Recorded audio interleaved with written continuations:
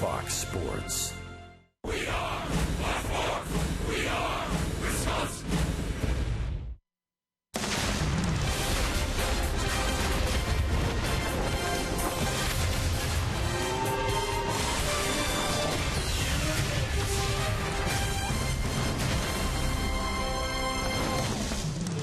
Good evening from Milwaukee, Wisconsin. They're coming across the Hank Aaron Bridge. The roof is open tonight, and we are ready for Game 2 of this series. It's a Wednesday night. The New York Mets in contention in the National League East against the Milwaukee Brewers. Hi, everybody. Brian Anderson along with Bill Schroeder, Sophia Minard, our reporter tonight. Great to have you with us. We're looking forward to this matchup this evening. And let's dive in a little bit to one of the newcomers for the Brewers this year. That is Adam Lind. And Rock, he's a guy that's played in over 1,000 games in his career.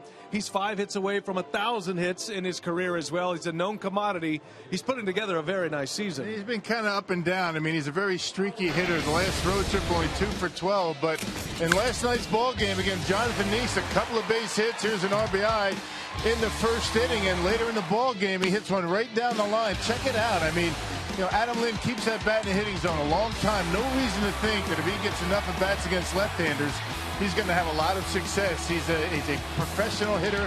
He gets it done, and certainly Adam Lind, a big component to this offense. Well, he's got pretty good numbers against Bartolo Colon, who will match up against Jimmy Nelson tonight. That's a big matchup, literally.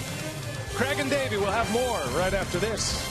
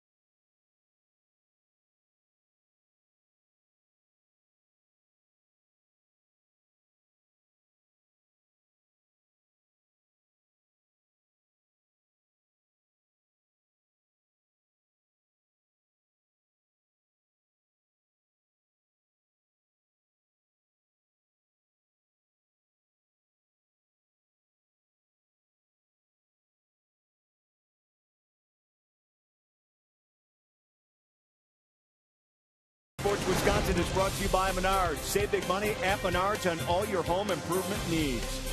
By Toyota. See where Toyota takes you. Test drive one at your Toyota dealer.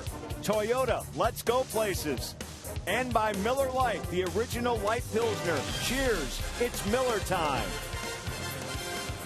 Getting closer to first pitch here on Fox Sports Wisconsin. Bartolo Colon and Jimmy Nelson are ready to toe the rubber. The Mets And the Brewers game 2 of this 3-game series about to get underway. Davey and Craig back on board. And before we get to first pitch, I want to talk about tonight's starting pitcher Nets, Jimmy Nelson, who's had some success against this Mets team in 2 previous starts. Doesn't have a win to notch just yet, but his ERA just over 2. Yeah, Jimmy, I think in those 2 starts against the Mets, he had great command of his fastball and made his slider even more effective. And I think that's his out pitch for me, is his slider, when he can throw it for strikes, but when he can command that fastball. And the other thing with Jimmy, and especially in his last outing, he didn't have any strikeouts, and he should get more strikeouts in a ball game, than 0. He's got the arm, and he's just got to work on his command. All right, got hit for 11 hits against Kansas City last time out. Brew Crew going for back-to-back wins. Let's see if the offense can help out their pitcher.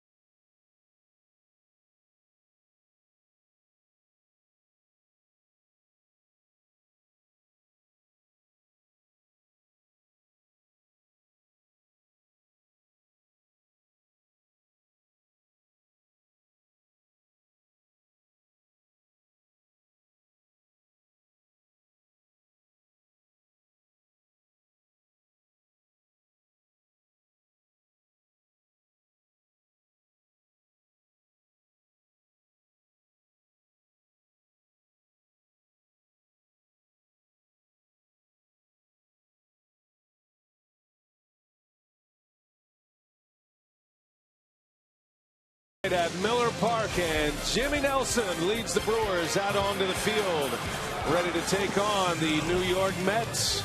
Mets are in contention in the National League East. Brewers baseball tonight on Fox Sports Wisconsin, presented by Potawatomi Hotel and Casino. Book your stay now. Roof is open, 73 beautiful degrees in Milwaukee. Partly cloudy skies up above, and we are ready to get game 2 underway here tonight.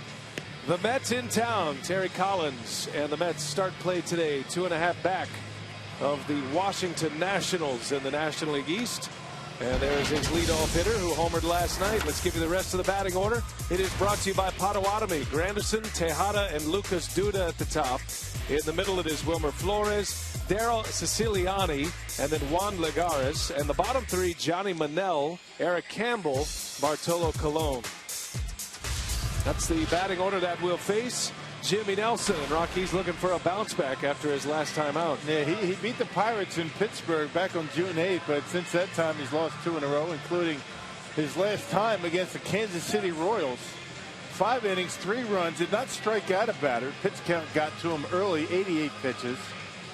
He had a rough time of it early on, then settled down his final 3 innings of work, making start number 3 career against the Mets. Now let's check out the Brewers Menards defense. Parra, Gomez, and Braun in the outfield. You got Ramirez at third, Gene Segura at shortstop, Scooter Gennett back at second base with the right-hander on the mound for New York. Adam Lind, we talked about him on our open tonight. And Jonathan Lucroy behind home plate.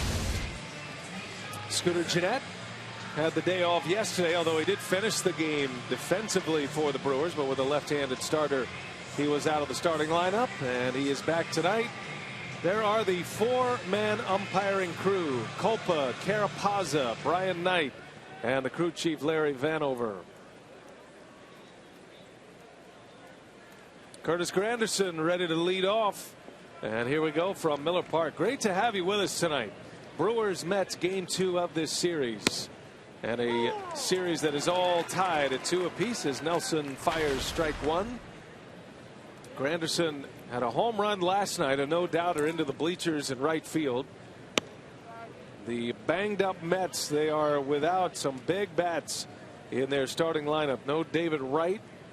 They're without Daniel Murphy, and they put Travis d'Arnaud, their talented young catcher, on the disabled list before yesterday's game as well. So a much different looking group here, and Terry Collins is searching for some offense, hoping Granderson can shoulder a little more of the load, and he did last night, hitting his 10th homer of the season. Yeah, 2.5 games back in the East. They've lost 6 straight. They're winless on this road trip. That's a lot of firepower to be without. No telling when David Wright's going to be back. Pretty much the heart and soul of that ball club when you talk about, a team leader being on the disabled list. Been pretty much all season.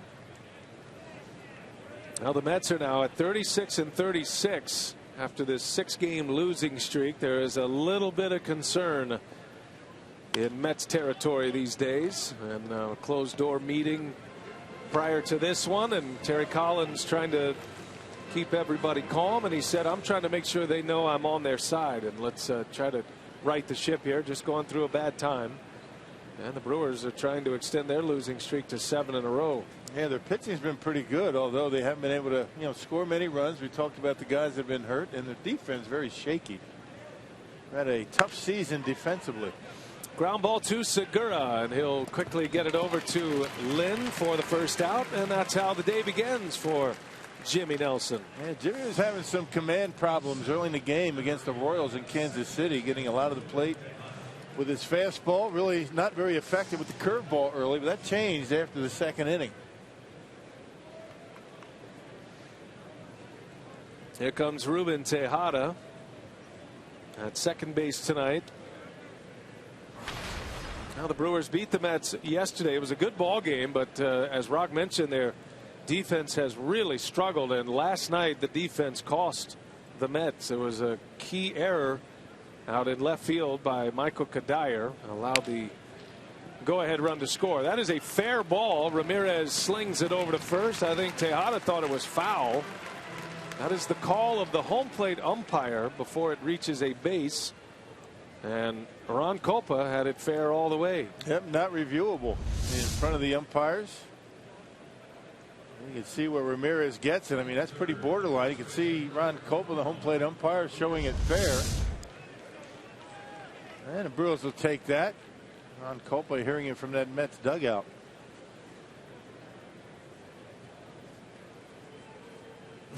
Both of these teams were barking at the umpires last night, specifically Larry Vanover. That face by Kadire was just, it gives you an idea where they are. The Mets are a little bit testy as it is, and I think both, at least the hitters for both teams, come into this one a touch on the grumpy side after last night. Pitchers loved it last night. Larry Vanover a little expanded that strike zone just a little bit. I mean, but he was consistent, throughout the night. Lucas Duda takes one down and in. Yeah, it was a 3-2 Brewers win last night. Mets only managed 4 hits. The Brewers had 9 hits, and they won a ball game despite stranding 11 runners on base last night. As Duda takes a ball high, 2-1. Duda had 1 of the 4 hits. He was 1 for 4 last night, but he struck out twice, and struck out twice looking in last night's game.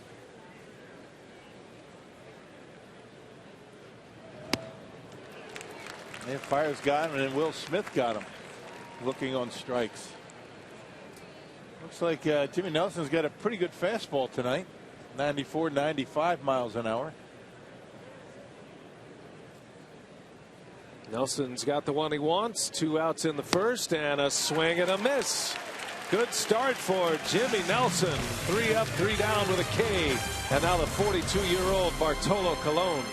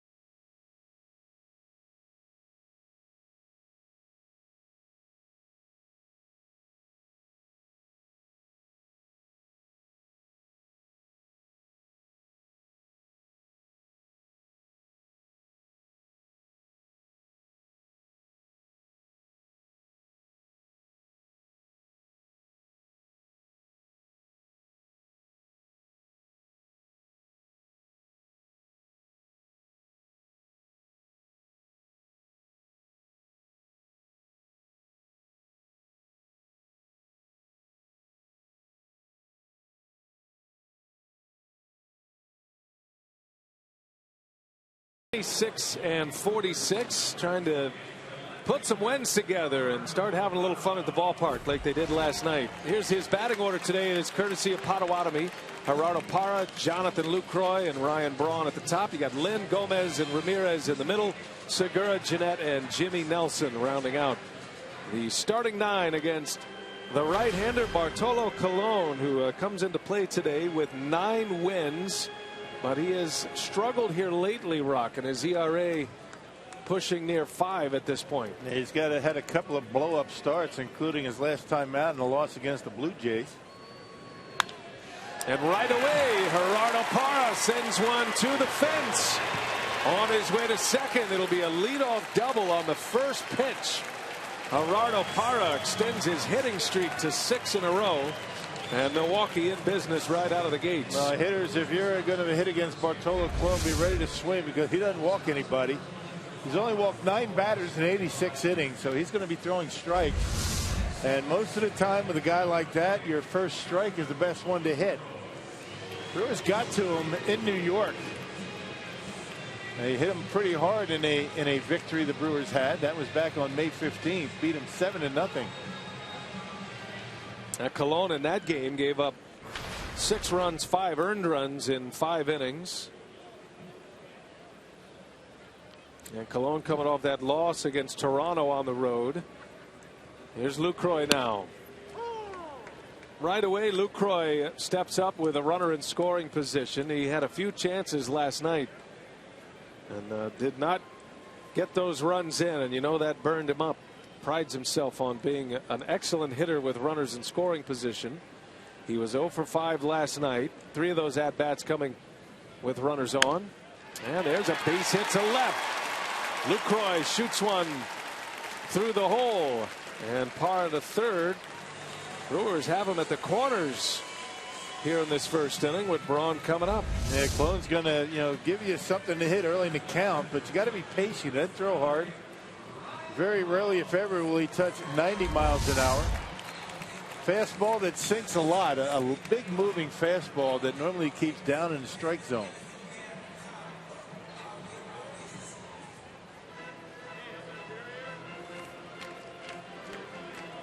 Here's Ryan Braun with 2 on. Mets win in order in the top of the first. The Brewers a great chance to get some runs on the board quickly against the struggling Mets.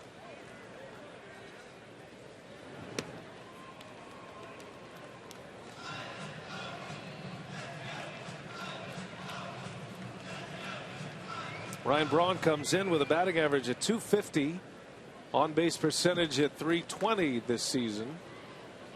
Those are numbers Braun would like to improve upon as we start moving toward the second half. Yeah, Ryan homered against Bartolo Colon in that start in New York in May. Part of a 4-run third inning. Braun hit a 2-run homer. One of 2 home runs he hit that night. Bartolo Colon making his 8th appearance, 8th start against the Brewers in his career. Got an ERA at 4.62 in his previous starts as Braun lines one back up the middle, a base hit. Parra in to score, and the Brewers with 3 hits to start the game offensively take a 1-0 lead. Well, exactly what you want to do against a team that has really been struggling and losing a lot of confidence. They've lost 6 in a row. They had a team meeting before the ball game. You want to jump on them quickly, and the Brewers have been able to do that. Colon leaving some pitches up in the strike zone, and Ryan able to shoot it back into center field. That puts Braun in a tie for 7th in the National League in runs batted in. Giancarlo Stanton leads the league with 66. Braun with 45 now. So Parra is in. First and second, nobody out for the red-hot Adam Lind. 5 hits away from 1,000 in his career. Offensively, Lind is putting up terrific numbers this year. Hit his 10th homer of the season in Colorado. And really the game for him is to stay on the field, to stay healthy. He's battled a ton of injuries in his career, specifically back problems. But he gives a lot of credit to the Brewers athletic training staff for keeping him on the field this season. He really hasn't had any problems at all with his back. He had one little bout that knocked him out for a couple of days. And then earlier in spring training, to start the games portion of spring training, he was unable to go. But other than that, he's been relatively healthy. And that back was what relegated him mainly to as a designated hitter last year.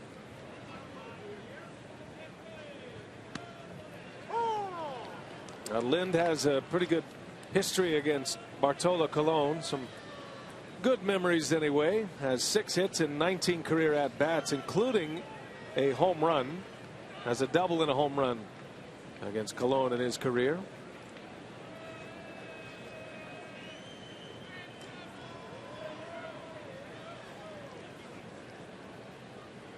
First 3 batters have reached on hits. Parra doubled, Lucroy and Braun with singles, and now Lind sends one deep into left center. That is way back. It is off the fence on a hop. In to score Lucroy. Braun will be held, and Adam Lind into second base with an RBI double.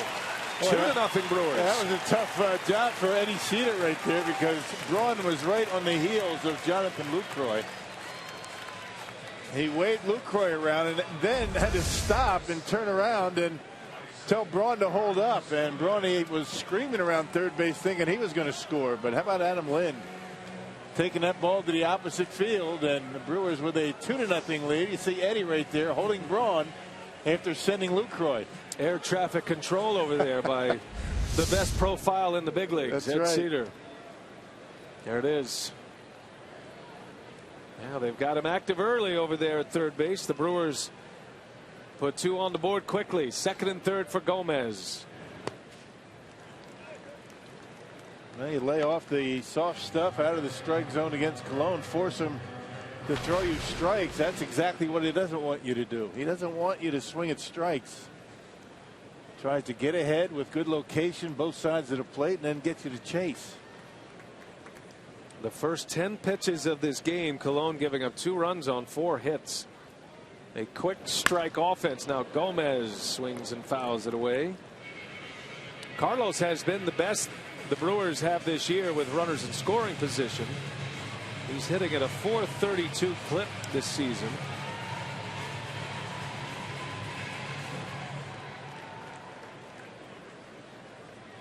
Does have a home run, 17 RBIs.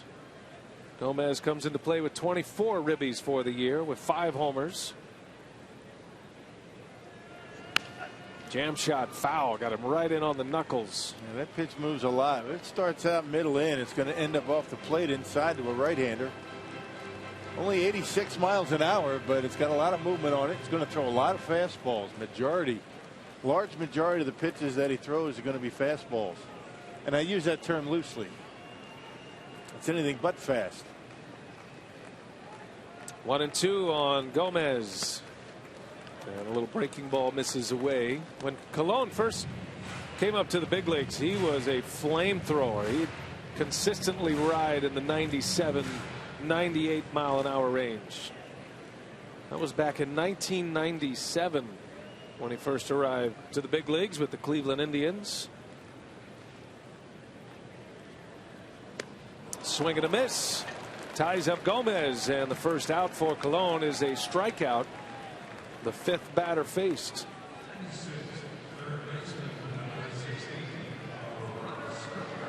Here's Aramis Ramirez. Well, Ramirez also has a home run in his career against Colon. In 9 career at-bats, he has 4 hits. A couple of guys that have been around a long time.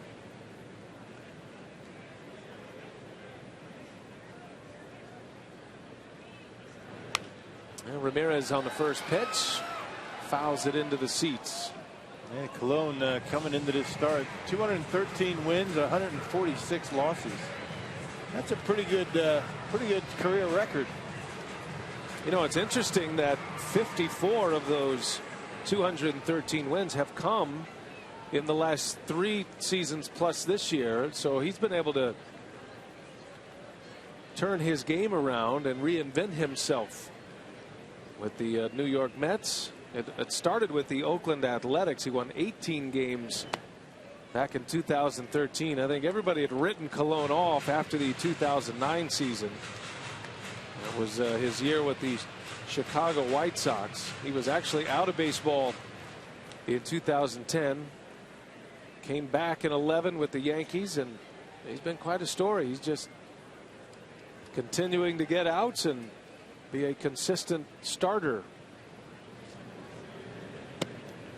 And he started 6-1 for the Mets this year with a .330 earned run average. Things have not gone so well for him lately. 3-4 since that good start. And his earned run average up to 4.81. We're starting to get to him a little bit. Now the Brewers got him for 5 earned runs in mid-May. Cardinals got him for 8 earned runs the next start. Ramirez, little fly ball to right. Granderson does not throw well. The Brewers, and Braun will stop short. Good idea. Granderson fired a strike to home plate. And went down as far as he could to read the throw to see where it was, and it was right on the money.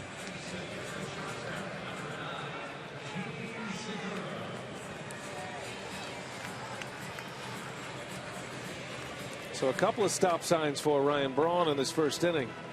And here's Gene Segura now.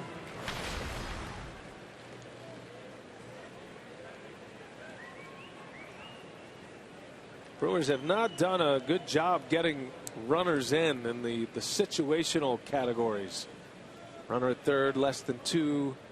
Runner in scoring position, leading off. And this is going to be a pop-up to get Colon out of the inning. Second baseman Tejada's got it. That will do it. The Brewers get 2 on the board. First 4 batters reach. And RBIs from Ryan Braun and Adam Lind. 2-0 Brew Crew out of the gates quickly tonight as we go to the second.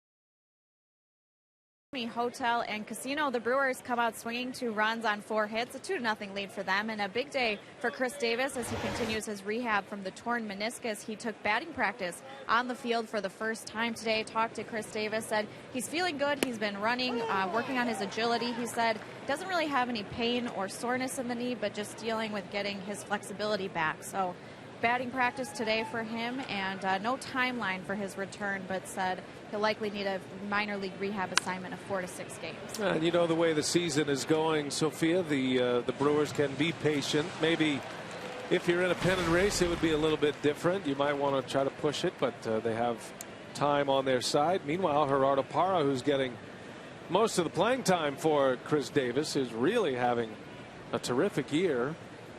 And as he continues to play and succeed, you can bet there are a lot of teams that might have some interest in Gerardo Parra. Yeah, and Shane Peterson's thrived in his opportunities with the ball club and the actions of Chris Davis. But I think the Brewers would really like to get that opening day lineup back on the field finally. How long has it taken?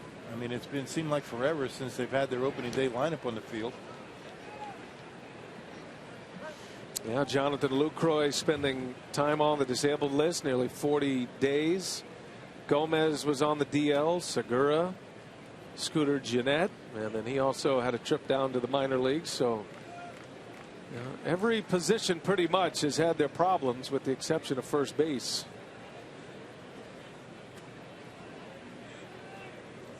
Yeah, Ryan's been in and out of the lineup at times, and that might be something the Brewers are going to be dealing with for quite some time with Ryan with that thumb problem. Seems to be feeling better right now. Talking to Ryan, says everything seems good.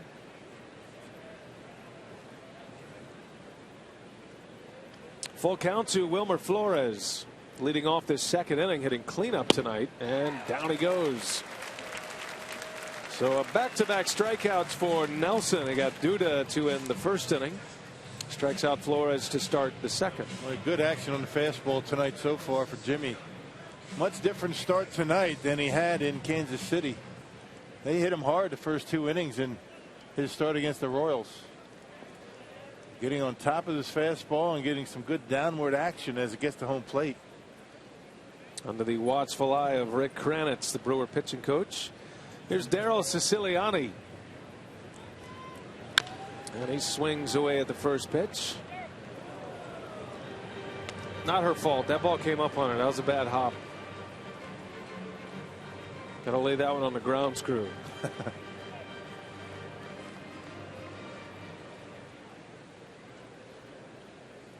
A happy young fan. His brother is jealous. Better share. There's a strike. 0-2 on Siciliani. First year big leaguer here. Siciliani playing in just his 29th major league game.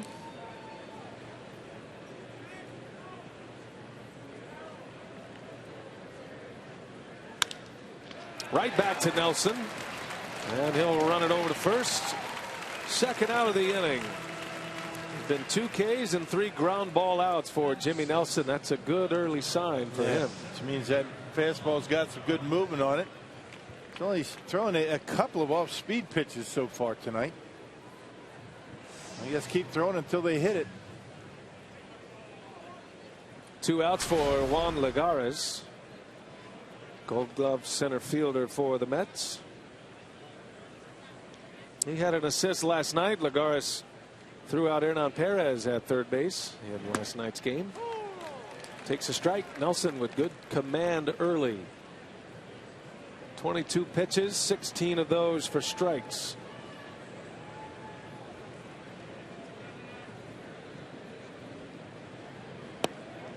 And there's his new pitch, the curveball. Can be a difference maker for Nelson. He just picked it up this spring. He was fiddling with some different grips and looking for a change of pace breaking ball, something that is not as hard as a slider. Came up with that curveball, and Rock, you start to get the idea when Nelson's right. He looks like a guy that could emerge as a potential ace.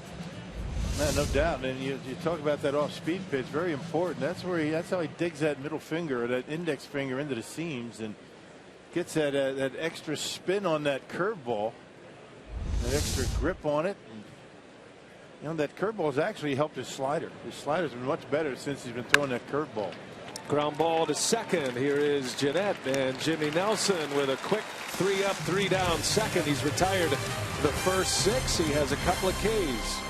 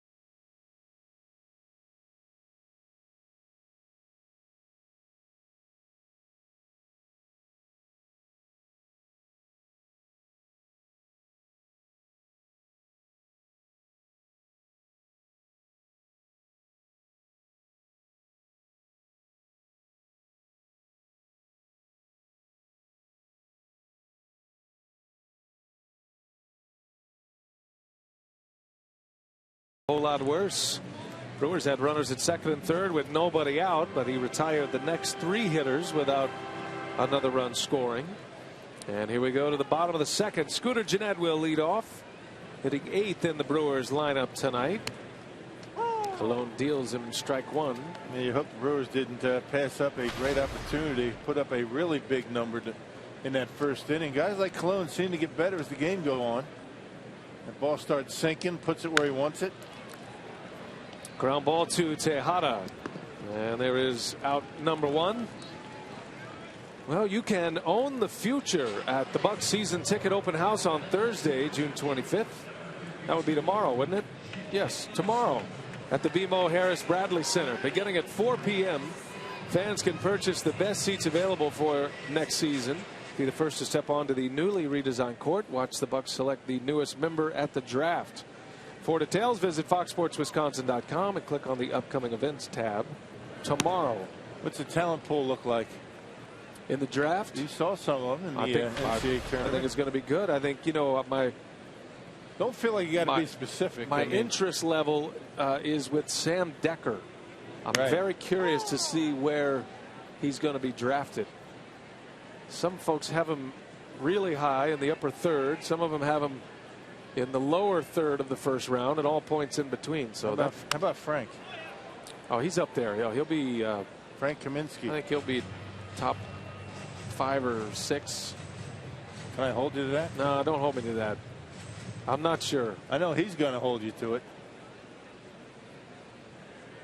Towns or Okafor is the big question, Rock, as Jimmy Nelson strikes out for the second out. So when you're hanging out at the old water cooler tomorrow at the Milwaukee Yacht Club, you can ponder the question, Towns or Okafor going number 1 tomorrow. I don't think they're going to know what I'm talking about over there. It's going to be jibs and you know, sails and stuff like that if it doesn't rain. We have inside information from Minnesota. It's not credible, but it is inside information that Towns would be the guy for the T-Wolves.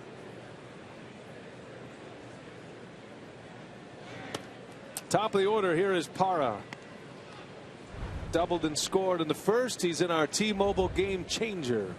During the 6-game hitting streak, he has 10 hits.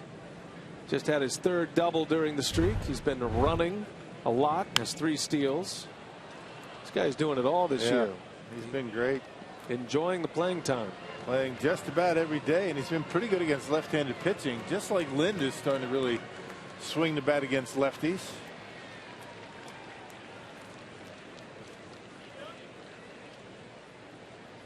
Now, Gerardo Parra hitting .294 against lefties. That's pretty good. Adam Lind nearly .260. Yeah, those are a couple of guys that have always, at least recently, been pegged as platoon players. Parra with the Diamondbacks and Lind with the Blue Jays, both getting a chance to play against left-handers.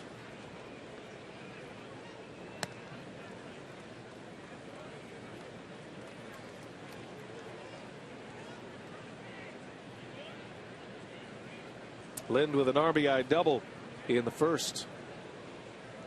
Those are the splits for Gerardo Parra. .294 right down the middle. In the air to left center. Got Goodwood on it, but Lagares is there to retire the side. Colon comes back and a 1-2-3 inning. Jimmy Nelson back to work. We head to the third.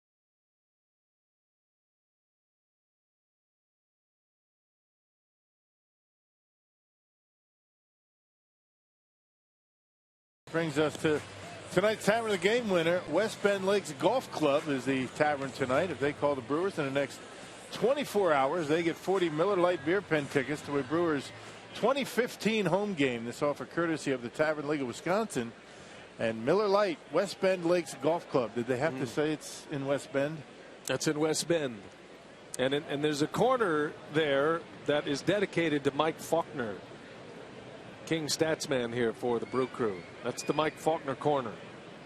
You can sit in it, but only with his permission. Johnny Manel leads off. Jimmy Nelson starts him with a curveball. Travis d'Arnaud was placed on the disabled list yesterday prior to the game, just prior to the game. They got Manel here from the minor leagues. He had a pinch hit appearance last night. Just 18 plate appearances in the big leagues, and the first Mets hit. A line drive to left. Manel is aboard. A reminder that Friday the 2015 Women's World Cup continues. Quarterfinals, China squaring off against Alex Morgan and Team USA. That'll be a win or go home matchup for both teams. Coverage begins at 6 p.m. Central on your local Fox station, and then catch the whole tournament streaming live on Fox Sports Go. China, USA, the U.S. women are 3 wins away from a World Cup title, but competition gets much greater now. Right, yeah, a little short-handed, aren't they? Didn't they have a suspension? Yeah, Pino was suspended. Right. Well done. You know it all. I mean, women's soccer. I mean, college basketball, NBA draft. Try to keep it on somewhat of the surface. Segura backhands, fires to second, out there, throw to first. In time, a double play. Gene Segura starts a beauty. Quick turn by Jeanette as well, and Eric Campbell bounces into a 6-4-3 double play. Look at the balance for Segura. I mean, fully stretched out, reaches for it, and able to get a good throw off to Jeanette. And look at the arm by Scooter on the turn, able to get Campbell by half a step. That's a big league double play right there. Good arm by both of them. First throw from Segura is what made that double play. Right on the money to Jeanette. A young, talented Keystone combo. Back intact now since Jeanette has returned from AAA. There's Bartolo Colon. I don't think Bart had a real interest to swing the bat on that first pitch. Measuring it up. He's actually been hitting well lately. Bart? Yes. His friends call him Bart. AT&T U-verse rewind. Oh, Bart. His double into the gap. And all the way to the wall. Ichiro running it down. Was shocked that Colon was just standing there at second base. That was very much a fantasy camp look. You're expecting somebody to be a third by then. And a swing and a miss, and Nelson strikes him out to end the inning. 3 Ks. He's faced 9 batters. The Mets have just 1 hit.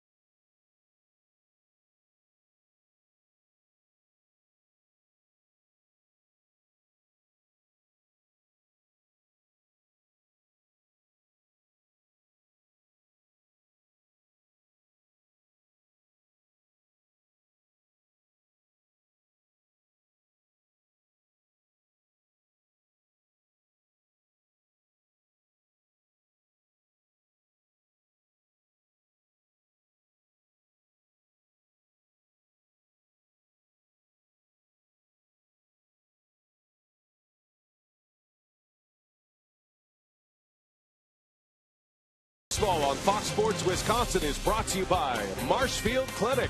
Don't just live, shine. By Piggly Wiggly, the official supermarket of Fox Sports Wisconsin. And by Hupy and Abraham.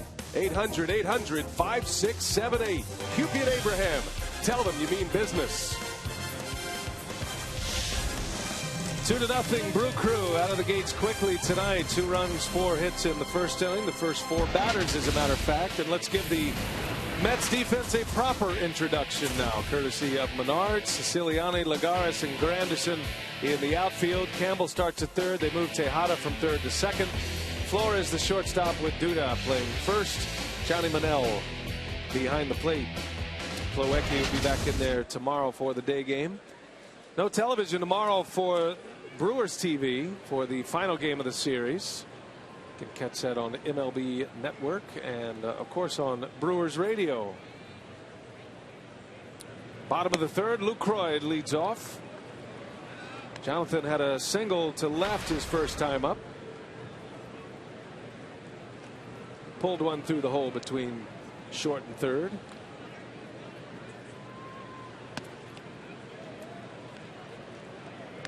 Colon has settled down since he allowed those 2 runs. He's retired 6 in a row now.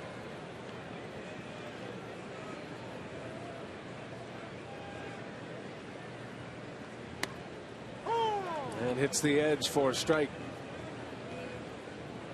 And nothing but strikes with Bartolo Colon on the mound. 70% of the pitches that he throws have been strikes this year. It's an amazing number. He's always able to find that strike zone when he needs to. He went 7 consecutive starts this year without walking a batter. Amazing.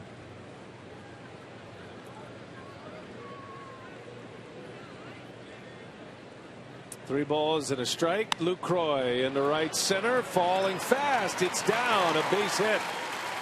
So Lucroy is 2 for 2. And the fans let him know it. Maybe some of those base hits starting to fall for Lucroy. He's due to get some breaks up there at the plate. 2 for 2 tonight. 1 to left, 1 to right. That'll bring up Ryan Braun with a man on. Braun with an RBI in the first inning, his 45th of the season. Clean single to center field to drive in Parra.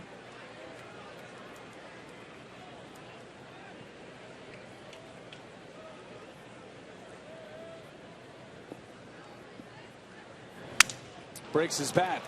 Flores to second for the first out, and the Mets turn a double play.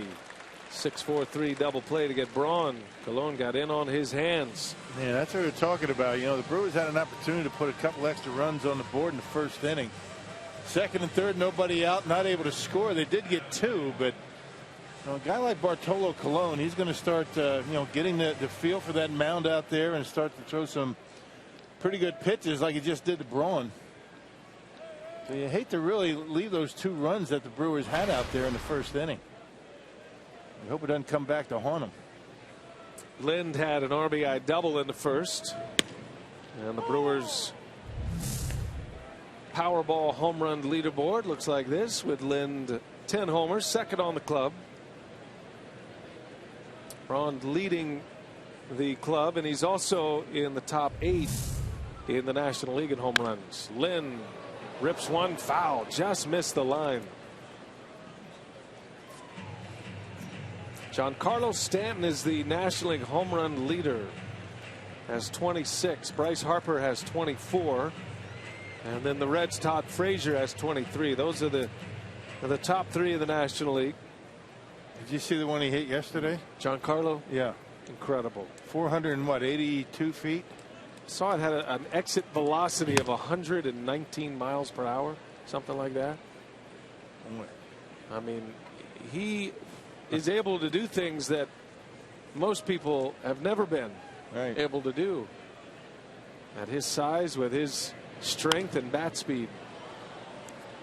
He's bounced back nicely from that injury that he suffered here at Miller Park last year. Doesn't seem that that's given him any problems after signing a $300 million contract.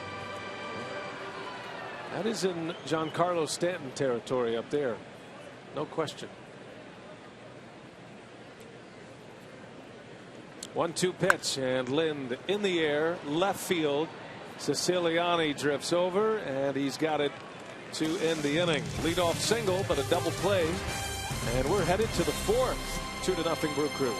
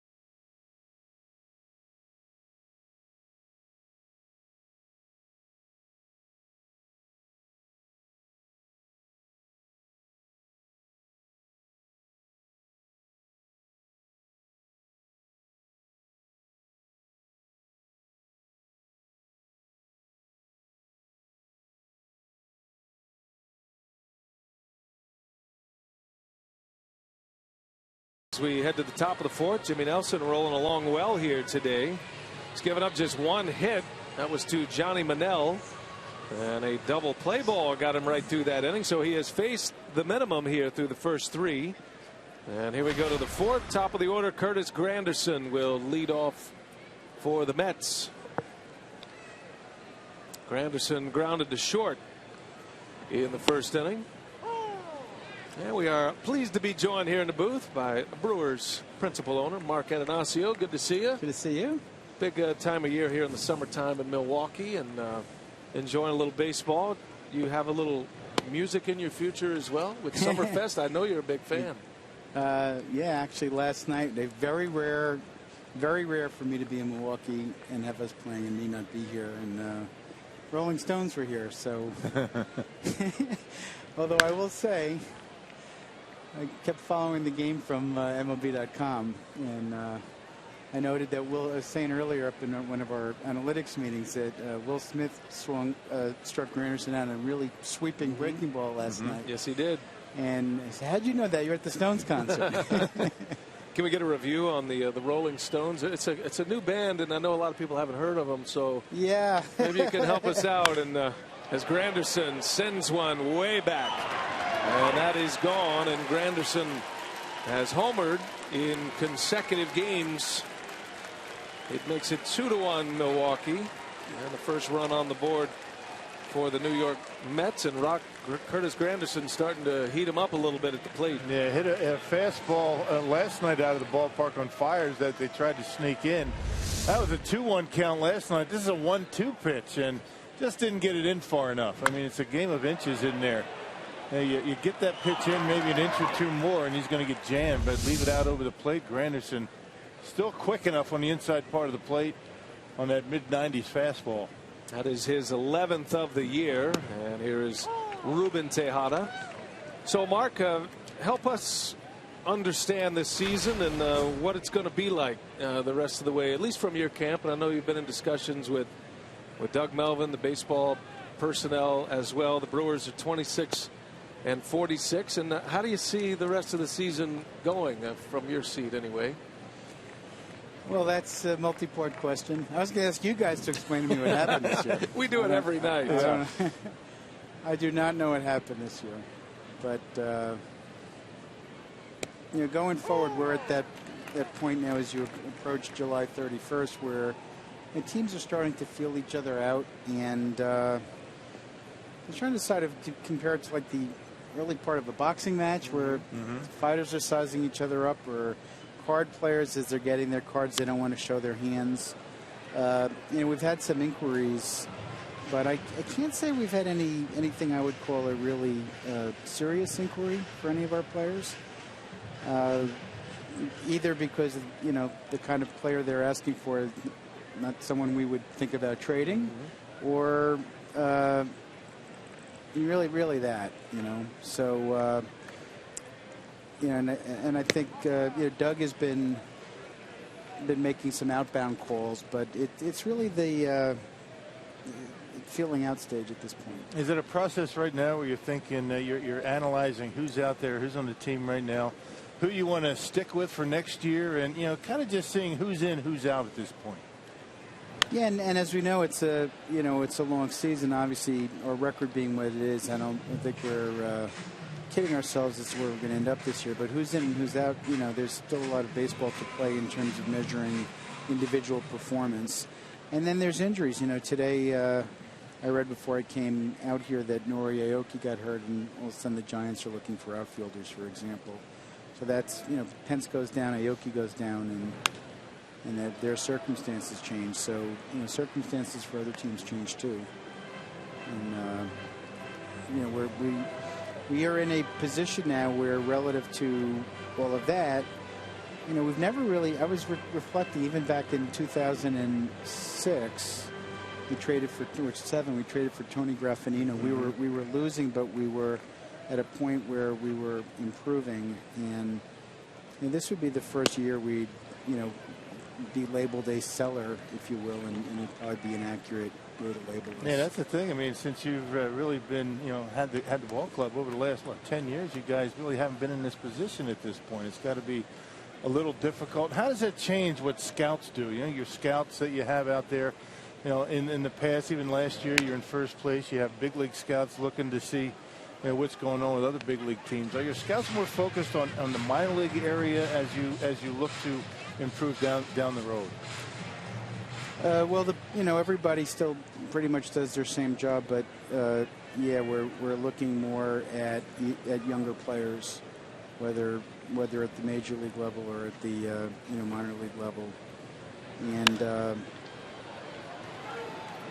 Tejada sends one to Braun, and the first out of the inning. Continue, Mark. So yeah, so it's still scouting talent, and yeah, we're looking at major league talent in terms of understanding what teams' needs are. You know, inexplicable as this season has been, we still have a number of, you know, truly established major league players on this team. Right. Now I look at our lineup every night and I just shake my head. I don't. Now, and we all understand the injuries and everything else, and the injuries are not a excuse this year. But you know, I think John Lucroy and Carlos Gomez have played in 17 games together. But yeah, but the fact is, when they're playing in games together, we're still not. Last night, when notwithstanding, we're still not doing what we're supposed to be doing. So, you know, we're looking at other teams and what their needs are and where there might be an opportunity for us. We have to be much more opportunistic now than, you know, maybe in the past we were trying to fill a hole. Last year, for example, we traded for Gerardo Parra, we traded for Jonathan Broxton. We were hard as it is to believe, it was a year ago, we were the best record in the league right now. And we were trying to fill holes. Now we're looking to see where we can help fill other teams' holes. Well, we have 2 outs here. I'll try to squeeze this one in, but you were in the war room for the draft, Ray Montgomery's first draft. What was your assessment? How do you think the Brewers did in the draft this year as we start to get some of these players active and playing baseball now as pros? Well, the proof will be in the performance, and as we know, that can often be a 5-year review process. But I was very Ray had been with us before, but his energy level, his intensity, his decisiveness, all 3 of those were you know, terrific things to observe firsthand. Ground ball to Ramirez, and Nelson comes back strong after the home run to Granderson. Well, Mark, thanks for coming out. I know it's been a tough season for you. You're as competitive as anyone, but we'll try to get it rolling. A key couple of months here. Brian, we're still trying to win games here. Goal is to win a game every night. Absolutely. That is Mark Adonasio. We'll take a break. Brewers lead it 2-1 as we head to the home fourth.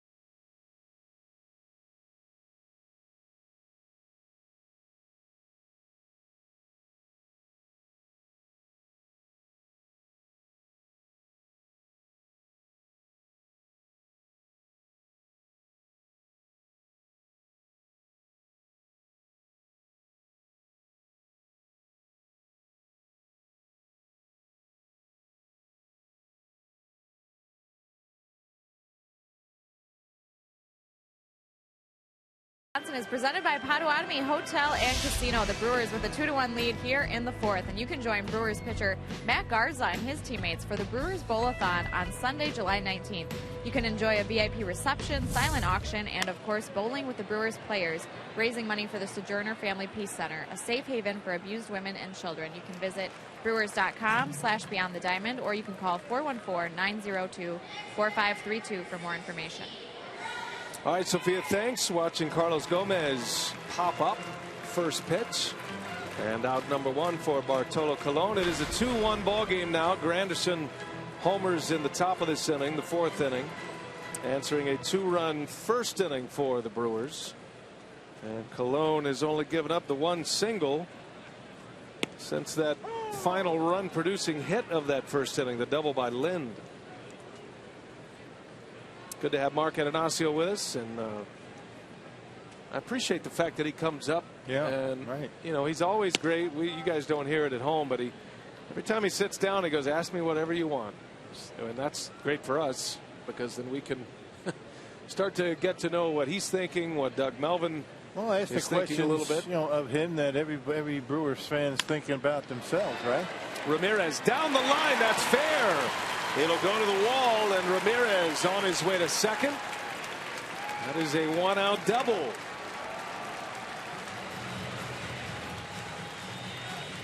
Well, able to turn on that two-seam fastball that Colon tried to get in on his hands, but you can see Ramirez able to pop those hips open and keep it fair down that left field line by about 2 feet. So a one-out double, another runner in scoring position for the Brewers. The Brewers right now 3 for 6 with runners in scoring position, all coming in the first inning. Here is Gene Segura with one away. Ramirez at second base. And just to pass along a couple of more nuggets from Mark Atanasio, and after we went to break, we had a chance to hit him with a couple of more items, but he did say, look, we need to win now as much as we can. We still want to create a good experience for our fans here, which you appreciate. I mean, there's so much talk about next year. There's so much talk about trading players, being sellers, and so we asked Mark about that. He goes, we want to win now. We want people to walk out of Miller Park having enjoyed themselves. It's imperative that we play well, give them a good experience, have a game like the Brewers had last night. And then Rock followed up with Francisco Rodriguez, and Mark said people should not assume we are going to trade Francisco Rodriguez, and that was very interesting because he made 2 points on that. He said, number one, he's pitching well, finishing off games is important for that experience that he had mentioned previous. And he also said the fact that he's so good with all of those pitchers down there, and as you start to slot guys and you start to look ahead at the future, and guys like Blazek and Will Smith and Jeremy Jeffress, there's nobody better to learn from than Frankie Rodriguez.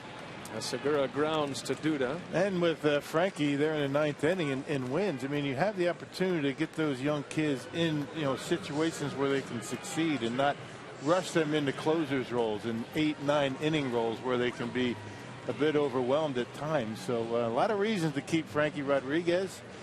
Bottom line is Mark is not going to give away any of the players that they have right here. Somebody's going to have to overwhelm them with an opportunity, and then they may revisit that. So that's always good to hear. Yeah, it is. You're not just going to unload the farm here.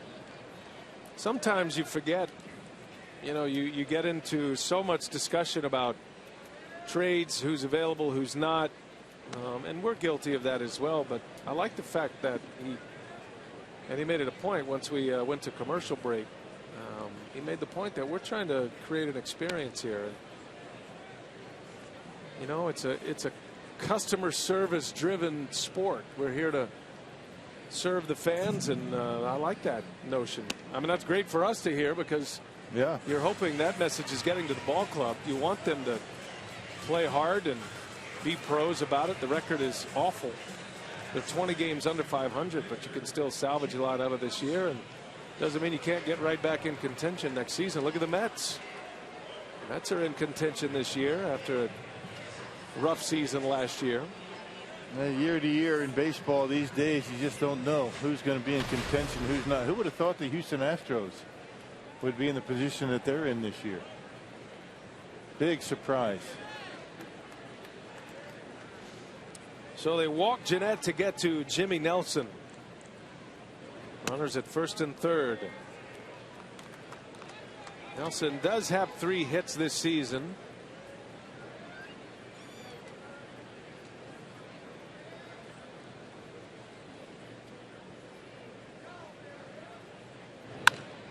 And a grounder right back to Colon, and that will end the inning.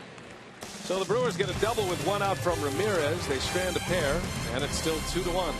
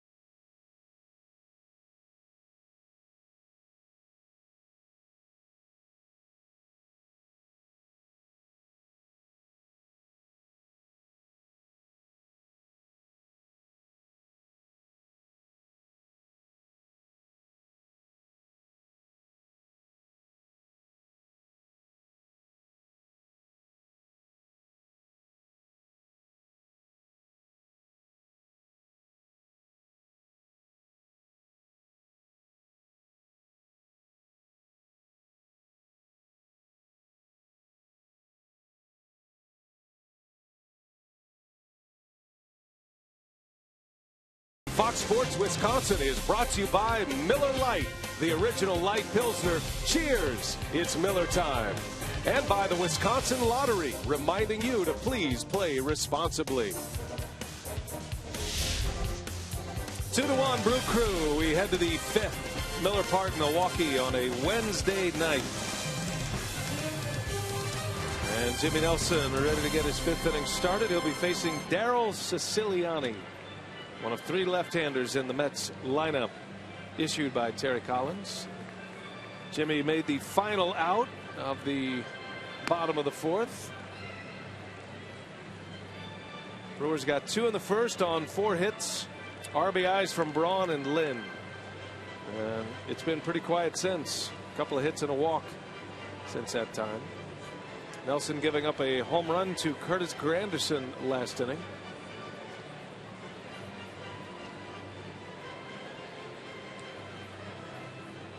Second game of the series, the Brewers winning yesterday 3-2. And the season series all even at 2 apiece with the Mets this year. Brewers dropped 2 out of 3 in New York earlier this year. Oregon native Daryl Siciliani. This young man looks like he has a pretty good swing up there at the plate. Hit that baseball hard his first time up. That was a ground ball back to Nelson.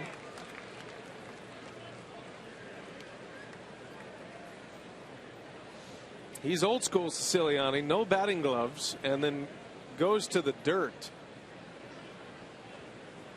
Look to the clay around the batting circle to get a little tackiness. On the ground to Jeanette, backhanded, off balance throw in time for out number 1. And it doesn't look like he uses pine tar either. Yep, old school guy. Hey, this Friday the Brewers kick off their weekend series against the Twins with another Free Shirt Friday giveaway. All fans at Miller Park for the series opener get a free Jonathan Lucroy t-shirt courtesy of Quick Trip. For tickets, visit Brewers.com today. Minnesota Twins are coming into town. Big series with the with the border rivalries. Such a big series. I think we ought to wear a coat and tie for that series. I don't think they'd like it, though. Those folks in Minnesota. No, I think we need to. I think we should force them. We need to get dressed up for that one because I know Dick Bremer's coming. I'm not sure if Bert Blyleven's coming or not. He's a day-to-day guy. He'll make that decision before they leave. I know their producer Chris Withers used to work with us. They want to go golf shirts, but I think we got to make them go. I think it's a good idea. Go ties. Well, it is a big series. You should make that call. I'm looking forward to that. Jeanette makes the play. 2 outs. 2 up, 2 down for Jimmy Nelson. Well, we'll see what they wear on Friday. Let's just see what they go with. And you always have to be on your toes with Bert Blyleven around anyway. Right. Because, you know, you're just a match away from a hot foot. Things hanging off your neck like ties, you know, shoestrings, those types of things. Yeah. By the way, what happened to your bow tie tonight? Kind of unraveled it. Got a little warm up here. You know, when Mark was up here, they always take my fan away. Yeah. Because apparently it doesn't look real good with the fan blowing on me. Keep me cool.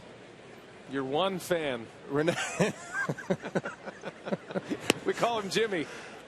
Renee hides it, and I get really warm, so I had to pull it. You know. There's Jimmy, by the way. Yeah, there's the fan right here. It keeps me sane. The breeze machine. Of course, I don't get any of it. No, my head blocks it. Yeah, it's pretty much like hitting a wall. Yeah, well, I beat you to that line, so. You're not uptight when Mark comes up here. It's No. It's not because you're uptight. Not at all. I'm very comfortable with Mark. But it's the fact that, you know, just this little breeze, the breeze machine, just gets the air circulating around here. I'm a little sweaty. It's important, actually. But, you know, I'm going to have to tie it again for the post-game show, the big money moment. Well, it's a double bow tie. I think you ought to go with it like that. You look like you've had a long night at the blackjack table at Potawatomi. That's what you look like right now. That's the look I'm going for, actually.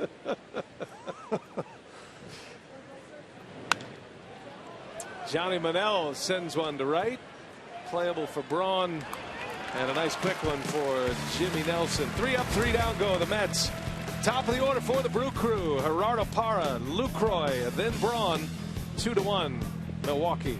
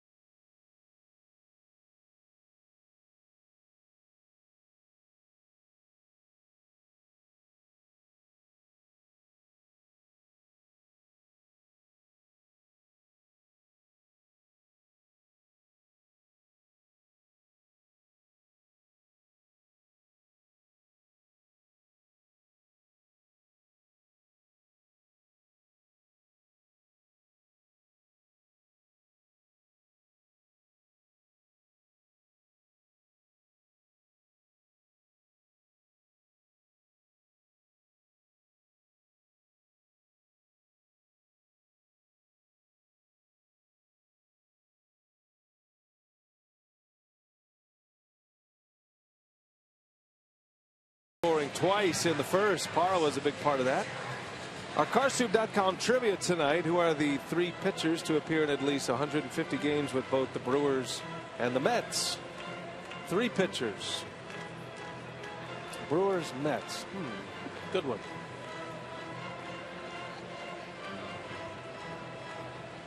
Sit on that one for a little while. We'll have the answer for you shortly, or whenever Brad Weimer, our producer, remembers to get back to it. Brad Weimer producing, Matt Gangle directing, and Brian Michalogic in there doing whatever he does. Parra, first ball swinging, grounder right to Tejada for out number 1. It's kind of been the theme of the night for both of these offenses tonight. Swing early. Well, particularly against Bartolo Colon, because he does not walk batters. The only walk in this game was an intentional walk to Scooter Gennett last inning. Lucroy at the plate, presented by Wendy's. 2 for 2. He's got a couple of singles. Had a single to left in the first inning, and then a little flare single to right his last time up.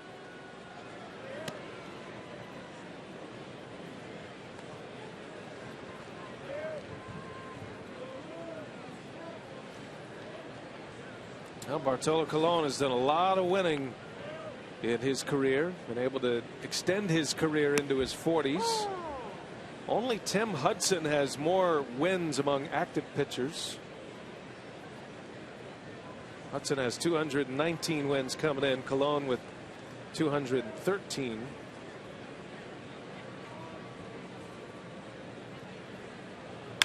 Lucroy hits it sharply, but right at Lagares, who is playing much deeper these days. Lagares used to play the shallowest center field in the big leagues. But, they wanted to ease him back a little bit, trying to protect him from those walls. Yeah, same thing that the Brewers did with Gomez, Carlos Gomez. Covers a lot of ground. He's got a terrific throwing arm. So if anybody can, play a little bit deeper, it's Lagares, because he can make up for it with his good throwing arm. Still can't run on him. He's very deep in center field. A little bit unusual to see that.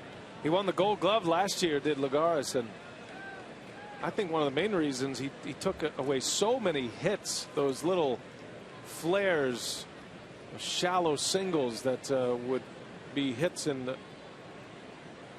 against most other center fielders, but Lagares was very proficient at taking those away, and he had a lot of confidence going back, but he's had some injury problems. He's got an elbow issue, so they loosen him up back there and let him have a better chance.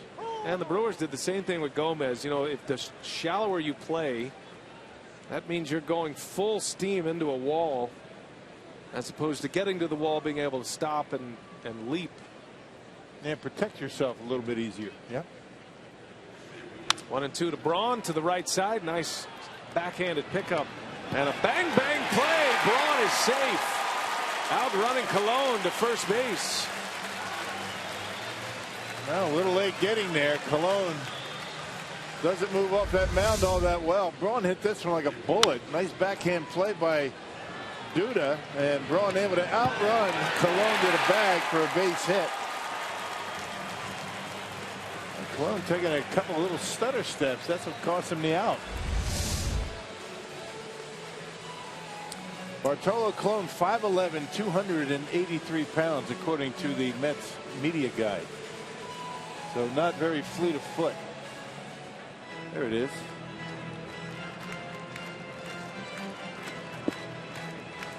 I'm sure Braun was glad he stutter stepped at the end for two reasons. One, got himself a hit out of it, and the other, 283 pounds against Ryan Braun.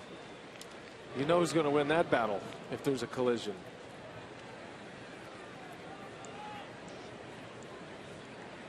I'll see if Braun tries to steal a base off Colon. Adam Lind at the plate. 2-1 Brewers. Led 2-0 after one. Mets got a run in the fourth on a Granderson homer. And he holds runners well. He's pretty quick to home plate. Tough to run on.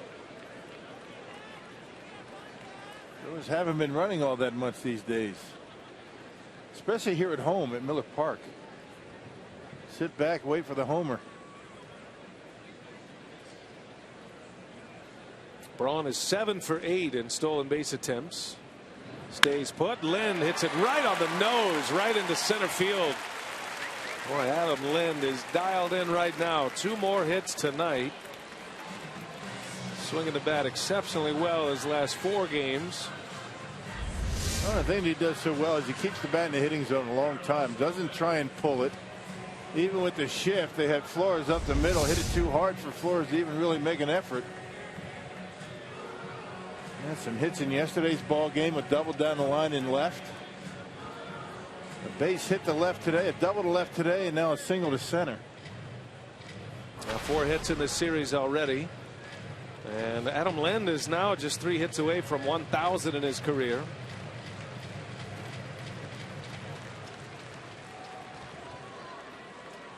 Back-to-back 2-out hits for the Brewers. Here is Gomez now.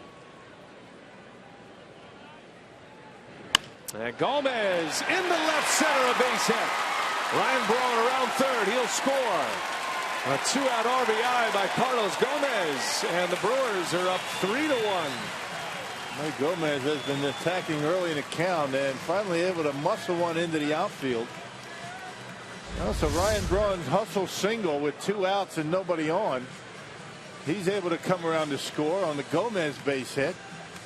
So 2 are out, nobody on, 3 consecutive singles.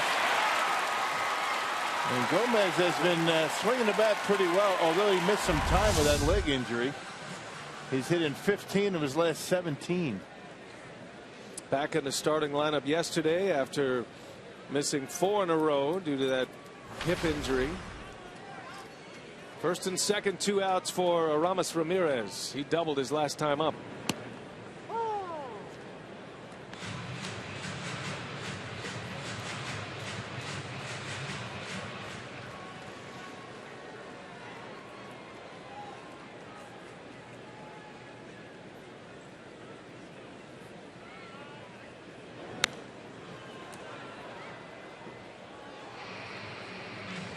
Aramis, his first time up, flew out to right.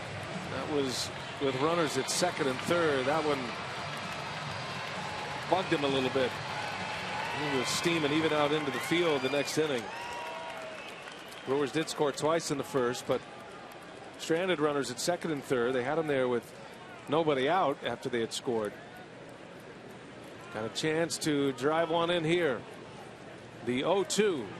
And Ramirez gets jammed. A little pop up. Tejada wants it.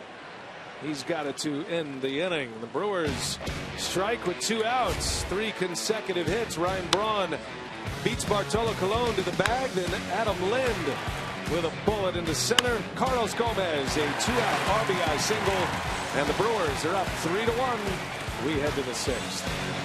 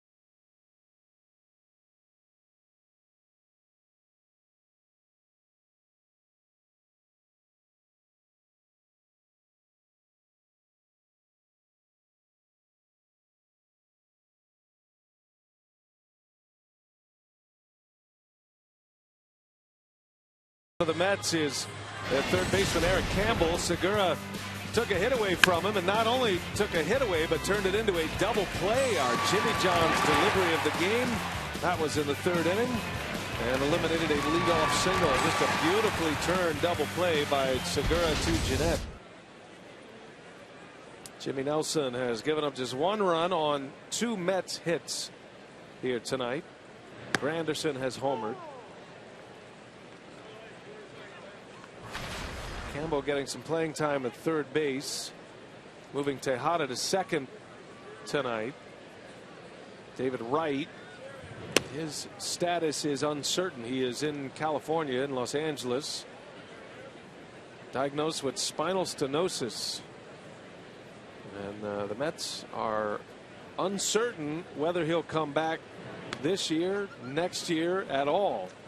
Very serious injury, the narrowing of the spine, the spinal column, and he's had all kind of back and neck problems. Terry Collins is just going along this year, assuming he won't get him back, and if he does get him back, that'll be a bonus for the Mets. But you have to think the Mets are on the hunt right now for a third baseman. They need some offense in their lineup. You can't count on David Wright returning.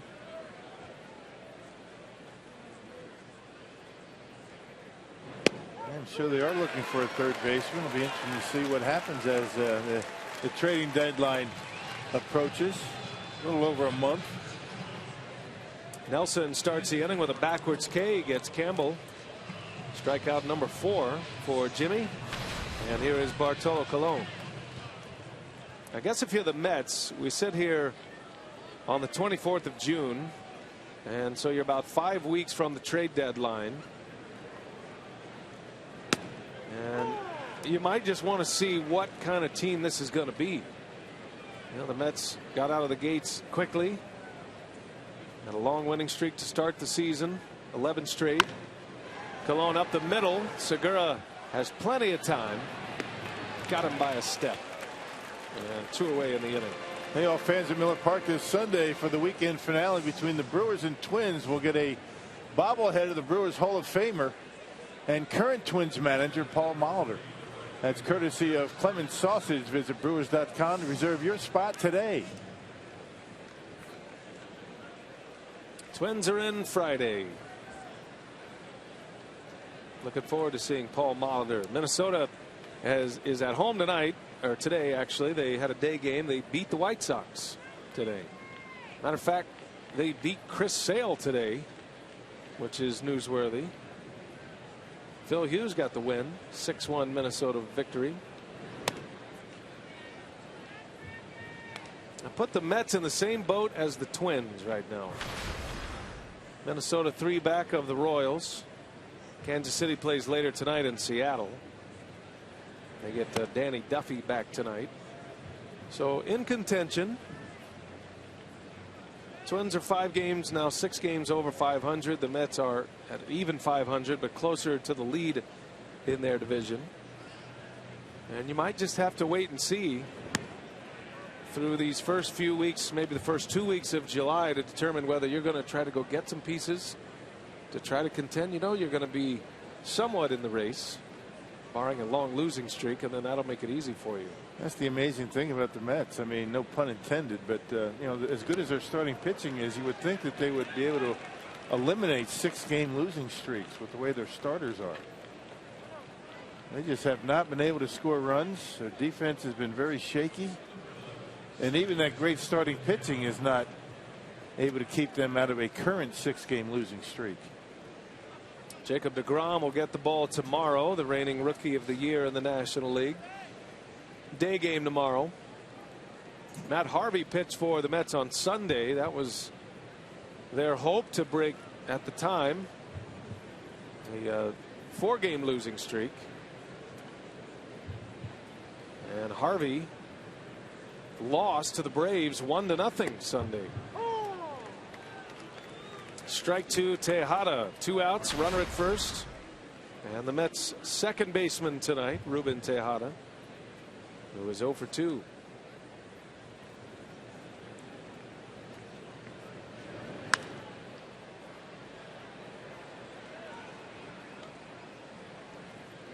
Mets have certainly stockpiled young arms. They got Syndergaard in a deal with the Blue Jays a few years back.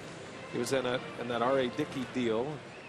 Terry Collins, an excellent manager that has had some success elsewhere. He also had a significant failure with the Angels. Preceded the Mike Scioscia era with the Angels. Matter of fact, Joe Madden took over for Terry Collins. And he was referencing to some of the New York writers that 99 season, saying he lost the clubhouse, learned a great lesson, and it won't happen again. And whatever he has done, his players believe in him. They like playing for him. It's always an interesting comment to use. I mean, lost the clubhouse. Never quite understood that one. Well, Tejada strikes out. Jimmy Nelson with 2 Ks in the inning strands a runner at first. Brewers lead by a pair.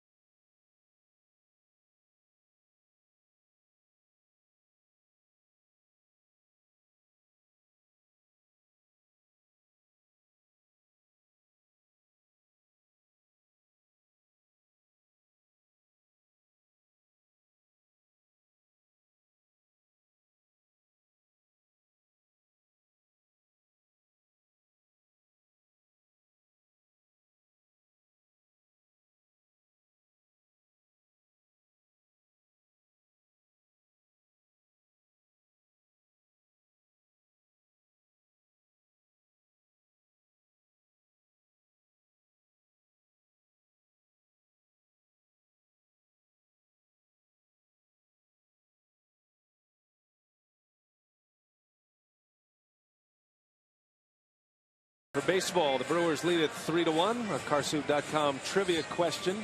3 pitchers to appear in at least 150 games with both the Brewers and the Mets.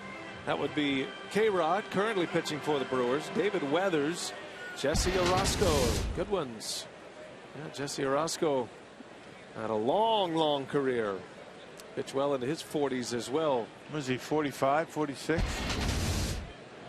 Jesse Orosco, Stormy Weathers. Good names on that list. Enjoyed our time with David Weathers when he was here in the Ken Maka era. Fun guy to be around. Was he a good golfer? He was a good golfer. Ground ball to third. They had him playing in, and it makes it an easy play for Campbell on Segura. 1 away. My favorite David Weathers story, he had some varmints causing problems around his property, and so instead of calling pest control or something like that, he just decided he'd get a lawn chair and do it the old-fashioned way, and a firearm. Took matters in his own hands. And a 6-pack, and he just hung out all night. It's always good. And he said, I eliminated the problem.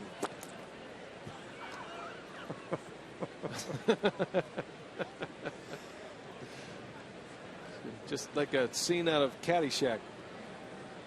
The exterminators can be a bit pricey. They can. That's an easy way to do it. I think he put one of those little flashlights on his hat. One of those, headlights. Little Bill Murray action. But with more of a country twist. Got some Leonard Skinner going.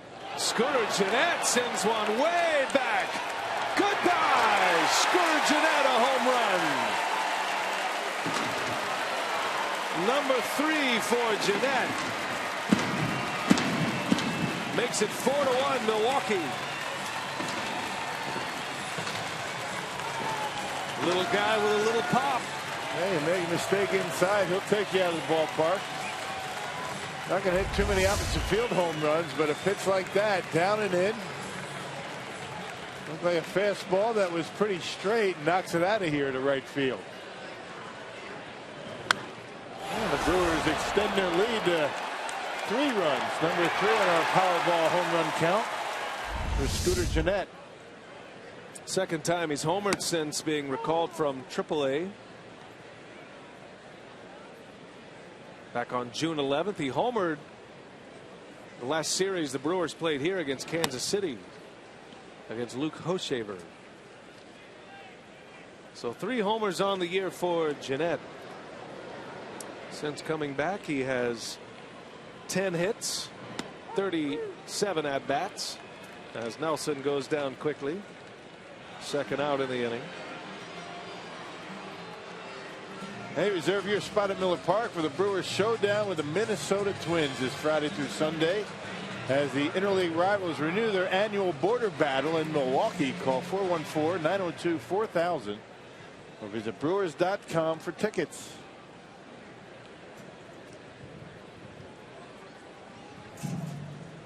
Here's Gerardo Parra now at 2 away. Brewers took 2 out of 3 from the Twins in Minneapolis.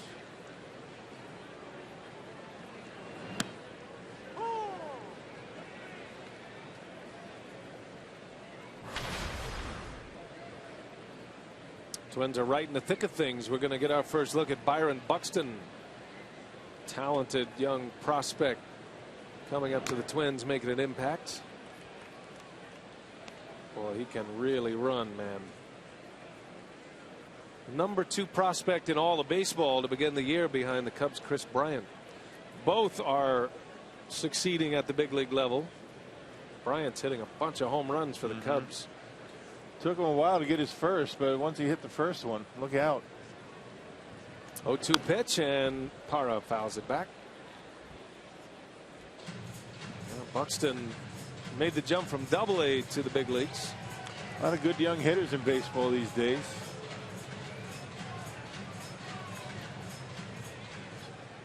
Got a couple of pitchers loosening for the Mets. Might be the end of the line for Bartolo Colon after this one. Well, the Brewers scored twice on him in the first 10 pitches of the game. And here he is working in the 6th. 4-1 now. The Brewers have 10 hits. Really amazing statistic on Colon. He has got a decision in every start this year. He's 9-5, but going back to last year, a decision in 26 consecutive starts. 26 starts without a no decision. It's hard to do. Able to get through jams, able to work deep into games, deep enough for a decision anyway. As Parra flies to left, that'll be the inning. And the Brewers tack one more on the line of Bartolo Colon. Scooter Gennett goes deep, home run number 3, and it's 4-1 Milwaukee.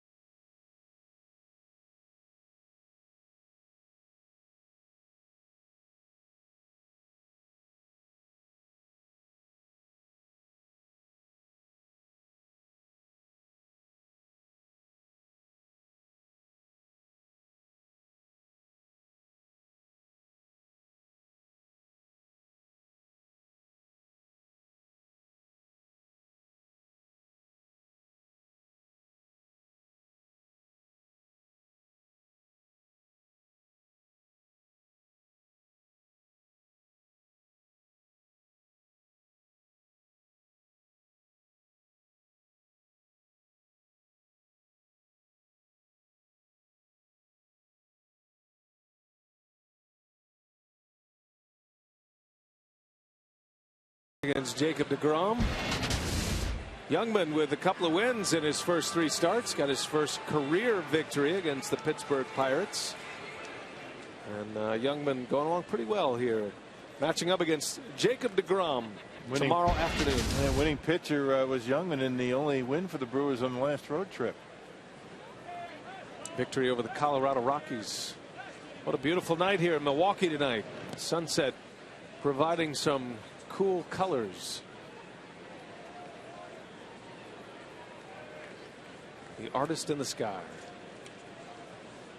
Lucas Duda leading off for the Mets. He'll be followed by Flores and then Siciliani. Nelson pitching well. He's got a 2-hitter.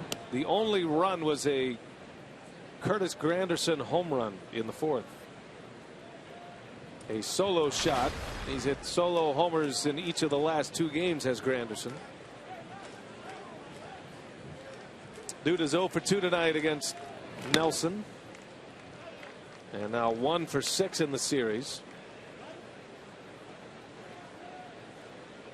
Tell you what, for an offense that is struggling to score runs right now, Terry Collins might be considering a move of Granderson down in the lineup, more of a run producer's role. Yeah, kind of like what Craig Counsell's done with Gomez.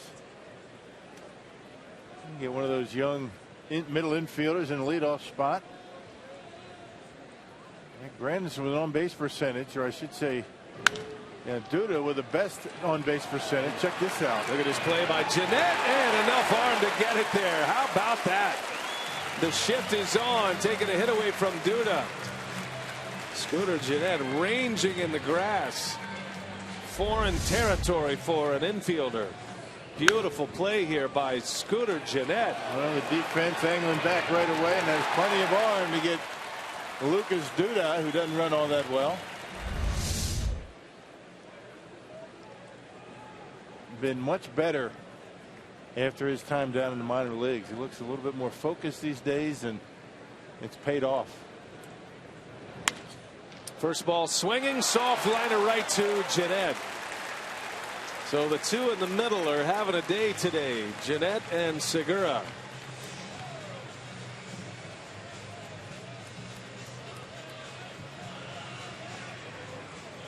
It was not like a full-on dive. It was more like a lean down. And yeah, well, the ball was kind of hooking away from him as it got out there. Kind of a change-up off the bat. But a good play nonetheless. Those are quick decisions to make by infielders. 2 quick ones here for Jimmy Nelson. Here's Siciliani. Nelson's pitch count in great shape. Just 82 pitches as he works in the 7th with 2 away. Yeah, he's 88 pitches his last time out. Only got through 5 innings against the Royals. Yeah, much different game here tonight, right? He was wrestling the alligator every inning against Kansas City. Had men on in every inning. Felt like he was walking the tightrope, but still was able to get through there with the team in the game. Yeah. It was a 3-2 loss that night to Kansas City. And while Nelson gave up 11 hits in 5 innings to go along with 2 walks, only 3 earned runs allowed, and he has 5 complete. Counsell pulled the plug, figuring his luck was running out. And as usual, bullpen came in and did a great job in that particular night. Remember that game? Brewers had all kinds of opportunities to win that game late. But the Royals bullpen not bad either. 2-2. In the air, center field. Gomez broke in, now easing back. He's got it, no problem. Jimmy Nelson, 3 up and 3 down. How about Jeanette and Segura making plays? Scooter laying out in the grass, taking a hit away from Lucas Duda. And a little soft layout there by Segura.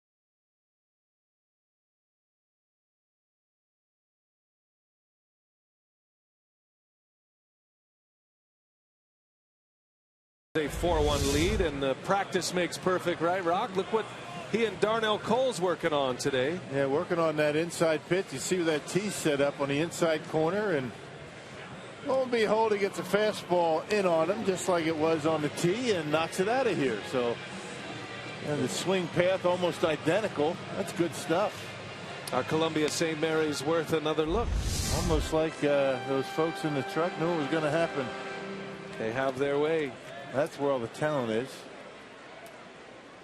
Good job. I'm sure that's very satisfying for Darnell Coles as well. You work on something. Jeanette's struggled with that inside pitch. He's been tied up. It has forced him to start his swing a little earlier than he'd like to, which has turned into more strikeouts and swings and misses than he'd like. So you practice it, and it pays off in the game. Yeah, what you're working on there is trying to figure out a way that pitch on the inside corner, maybe even a little off the corner. How do you hit that ball hard and keep it fair? You know, we see Scooter a lot of times. He'll get the bat head out and hook him foul into the seats. A fine line between hitting it hard, keeping it fair, but it makes a big difference. You got to pull those hands in. If that bat head gets out in front of the hands, that's when you hook it foul. New Mets pitcher is Logan Verrett. Cologne goes 6 innings, 4 earned runs. Brewers with 10 hits. Meanwhile, Jimmy Nelson is pitching a gem here tonight. Lucroy strikes out. Back to the slider by Verrett. And a punch out to start his night. Yeah, Brett was called up on June 18th. He was down in the minor leagues and had a pretty good go. He was claimed off waivers from the Rangers. Or the Rangers picked him up from Baltimore. So he's been around a little bit. He's got a good arm. Facing Ryan Braun here with one away.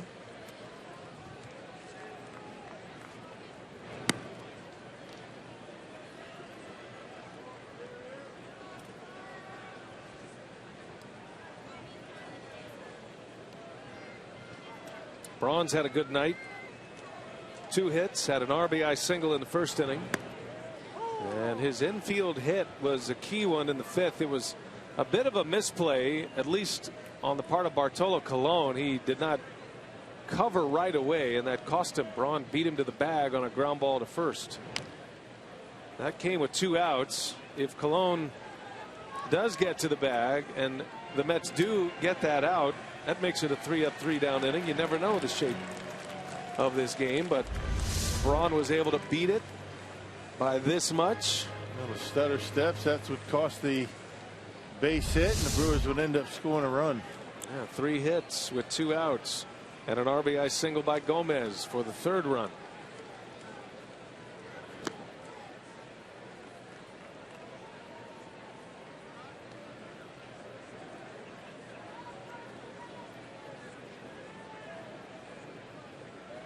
Adam Lynn due next. He's got 2 hits tonight.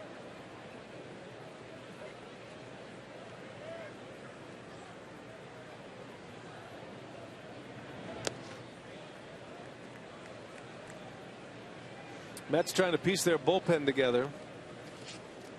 Their closer to begin the year, Henry Mejia, serving a suspension. He's actually started to throw and compete, and he is eligible to return to the Mets July 7th.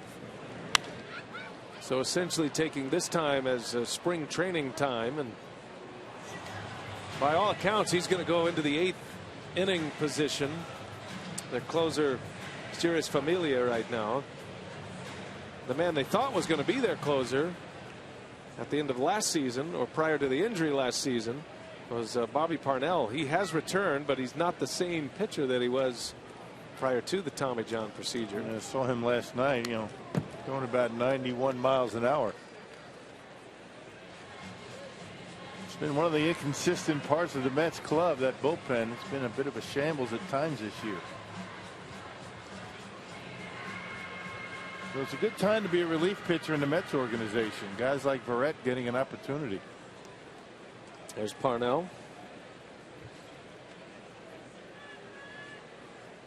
Well, you figure he'll get it back, but this is his comeback year.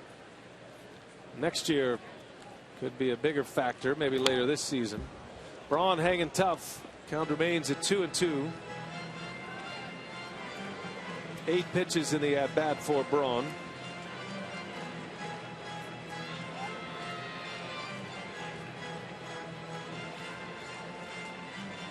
Final game of the series tomorrow afternoon, and then the Twins coming in Friday.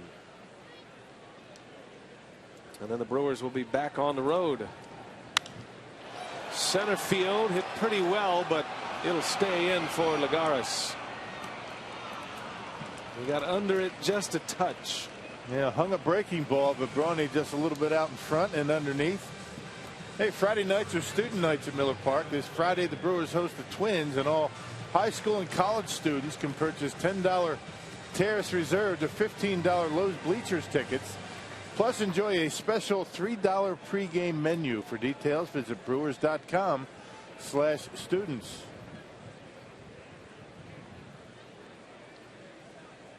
Two gone for Adam Lind.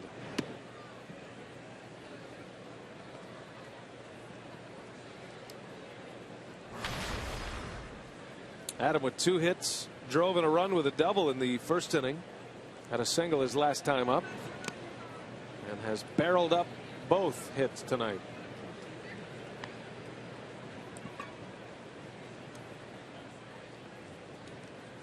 He is a known quantity at the plate, and when he gets on a hot streak, he is tough to slow down.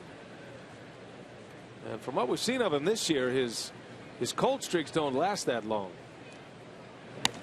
It's one of the reasons he's put up very respectable numbers this year, and you could see Adam Lind by the end of the season with a 20-25 homer season, maybe 70 to 80 RBIs. And he will take a walk just like he did there. On base percentage near 360 this year, so he's been a tough out at the plate. That's going to give Gomez another swing with 2 outs. Carlos scored what would be the winning run last night on the error by Kadire.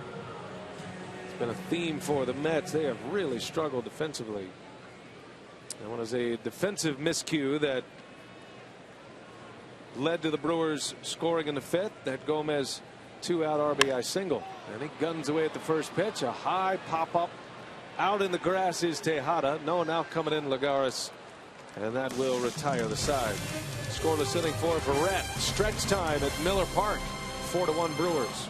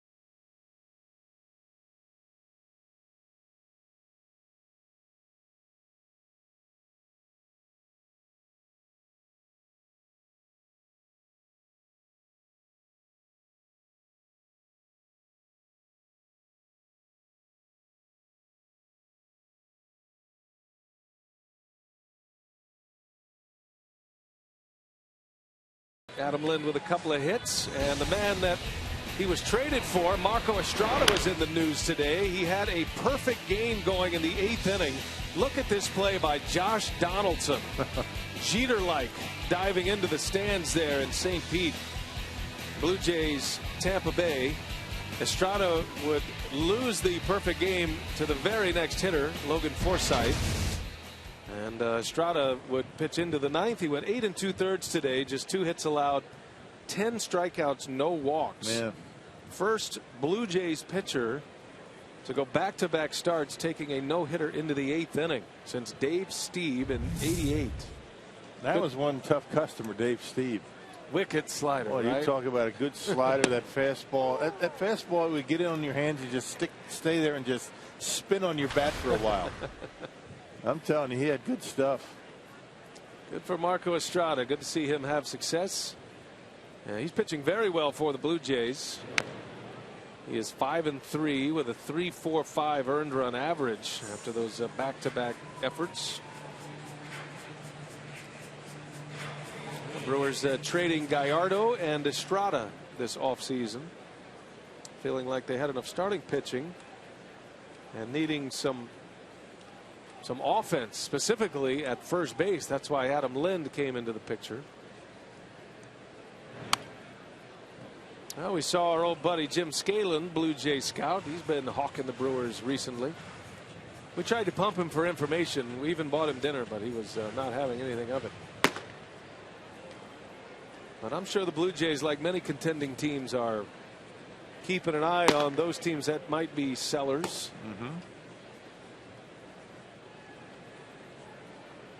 Blue Jays are hanging right in there in that American League East. Toronto 3 back, 3 games over, now 4 over.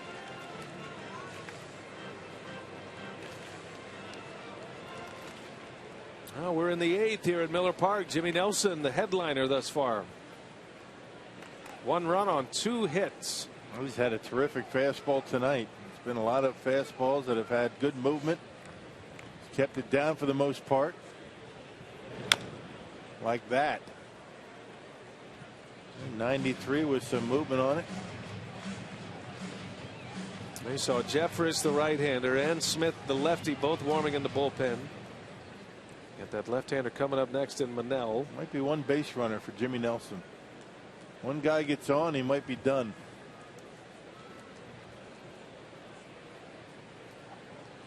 Oh, 0-2 on Lagares. Missed down and in.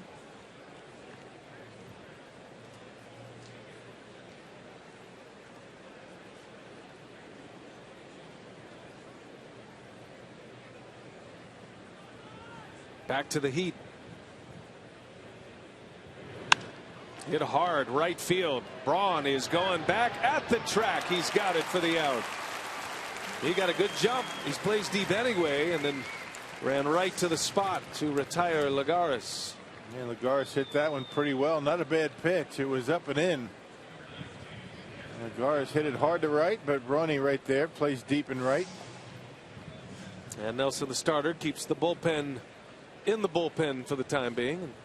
Sophia, you've got more on the bullpen. They've gone along very well here this season. Maybe the best part of this ball club. Yeah, they've certainly been a bright spot, and Will Smith picking up his 3rd win last night. 3 of his 4 outs were strikeouts, and so Craig Counsell was asked about the long-term plans for Smith. And he said certainly as dominant as he has been, that it's tempting to consider moving him back into a starter role. He had mentioned Mike Blazek as well. He said the vast majority of relievers here at the big league level have been starters at some point in the minor leagues. So he said he mentioned the Rangers and the Cardinals as 2 organizations who have had mixed results doing that. And he said you certainly want to consider that with how talented they have been, but for now they're going to stay as relievers. But certainly part of the conversation, the long-term plans for the Brewers. As good as Will Smith has been out of that bullpen, I mean, equally good against right-handers and left-handers. That'd be a tough decision to put him back in the starting rotation after really making that adjustment last year full-time. I remember he struggled last year in the second half. He was so good. He's finally figured out, how to be a relief pitcher and how to pace himself down in the bullpen. And that would be a big change for Smith, given how successful he's been out of that bullpen. Yeah, that would be a move that would happen in the offseason leading up to next season, I would imagine. Tough to do it midseason. Here's an 0-2 to Manel, and that big curveball is fouled off. He's just got a lot of confidence with everything right now, doesn't he, Jimmy Nelson? Everything he's throwing, he's just getting it and going. Not thinking about it too much, following Lucroy.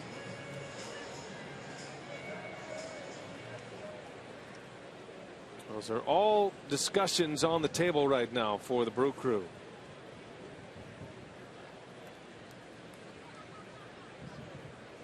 Another 0-2. See what he does. Fastball right in on his hands. Ramirez makes a call. He's got it. And the second out. Aramis thinks there's 3 outs. No. There you go, Jimmy. No problem.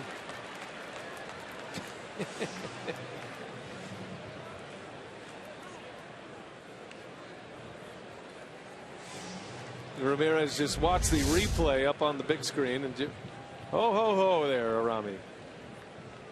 Jimmy wishing it was 3 outs. Followed right along. He was thinking, maybe, did I forget 1 out? Hey, look, Ramirez is a hitter. He's leading off the next inning. He's ready to get to his at bat. 2 outs in the 8th. And Campbell fouls it away. By the way, I failed to mention that Sophia is the headliner for the most recent Brewers on Tap podcast with our buddy Jeff Levering.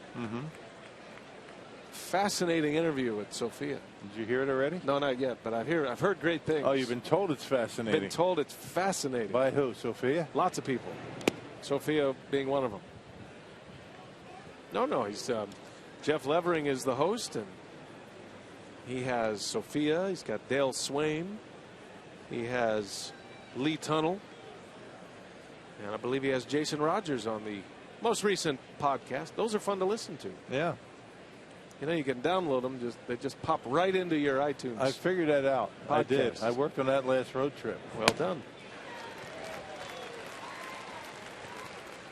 My sources tell me Sophia's the most compelling of the group. You can judge for yourself. Any interview with Dale Swain's got to be compelling. That's a long time for Dale to keep things clean. Is it uncensored? 1-2 is hit hard into right center field. Braun is over, and he's there. And Jimmy Nelson, 8 strong innings tonight. 1 run on 2 hits.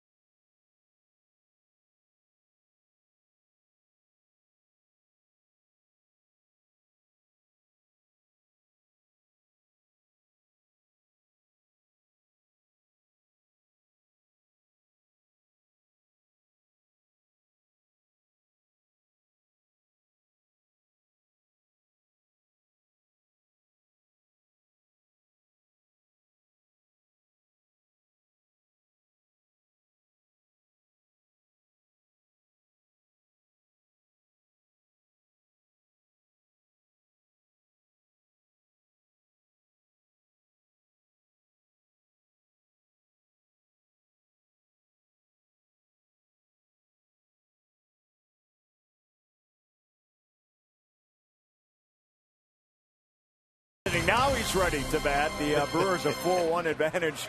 Kind of chuckling that he thought that there was 3 outs after catching that second out of the 8th inning, but nothing to chuck about over Jimmy Nelson. Nothing but near perfection for him. Just a 2-hitter, 1 run allowed in this game. Boy, he's got a lot going for him. Has good movement on his fastball, great command of it, and he's thrown some nice curveballs, but his slider has been awesome also. Just the 2 hits allowed, 1 walk by Jimmy Nelson through 8 so far. As the Brewers looking to tag on a few more, trying to get 2 in a row here in this series. Brewers Live postgame, full reaction from the players and Craig Counsell coming up. All right, Craig and Davey, thanks. Ramirez leads this inning off. He was trying to get to the dugout and out early. Teammates having a little fun with him in the dugout, and he swings away again. And Lagares will run it down for the first out. Between innings, Ramirez, as he gets into the dugout,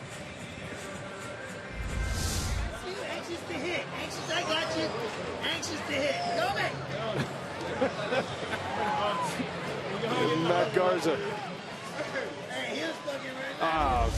Apologize for that. Garza having a little fun with Aramis Ramirez. Anxious to hit. Yeah. Anxious to hit. You called it, didn't you? Segura in the air to center field. And there's out number 2. 2 quick ones here.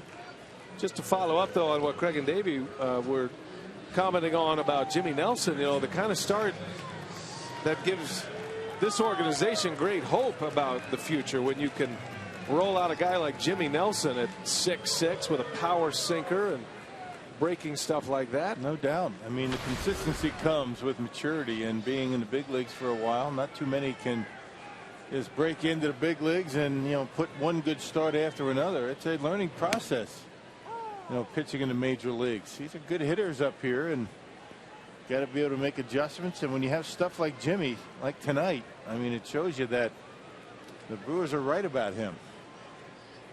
Scooter Gennett takes one low. Starting pitching is so hard to come by, and Sophia's report about, as you see, K-Rod loosening for a potential save opportunity. Sophia's report about Michael Blazek and Will Smith, and then you think about Tyler Thornburg, who's been converted to a starter. You're trying to bolster that rotation. You can get relievers, and you certainly have the ability to go sign veteran relievers. And I think it goes back to what Mark Atanasio was telling us earlier in the broadcast. The Brewers are not exactly willing to trade Francisco Rodriguez unless somebody overwhelms them. They need those pieces in place as Gennett grounds out. Quick 3 up, 3 down. And here we go to the 9th. Last call for the Mets. K-Rod is coming on.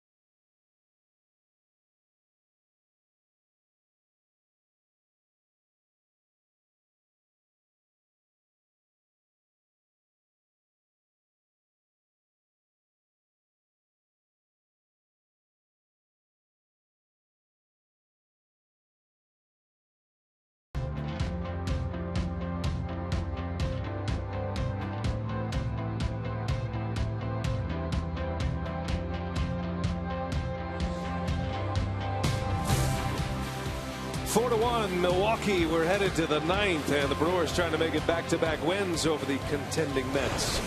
Brewers baseball tonight on Fox Sports Wisconsin, presented by Potawatomi Hotel and Casino. Book your stay now. Changes for the Brew Crew here in the 9th. Francisco Rodriguez is out, attempting save number 15 here tonight. Well, he's been outstanding. We saw him in last night's ball game, just dotting the eye on that outside corner to these Mets hitters. We talked about him on our pregame show today, talking about how he seemingly kind of figures what guys are looking for up there and throws just the opposite. That's how good he's been this year. Hernan Perez will take over third. Ramirez is out. Council tightens up his D. And Michael Kadire pinch hitting. Kadire had a costly error in last night's game, led to the eventual game-winning run to score. He is 0 for his last 12 at the plate, Kadire. He's been dealing with some neck problems this year.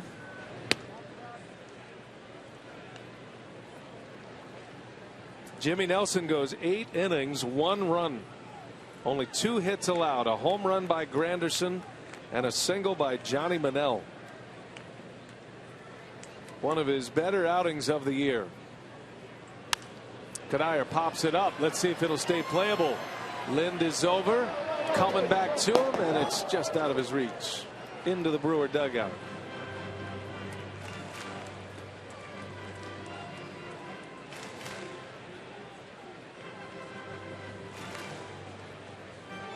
Yeah, Jimmy, 8 innings, faced 3 over the minimum tonight, and the Mets did not have an at-bat with a man in scoring position all night. It's so impressive.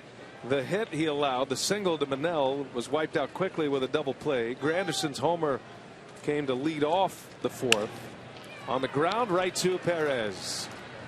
And there is out number 1.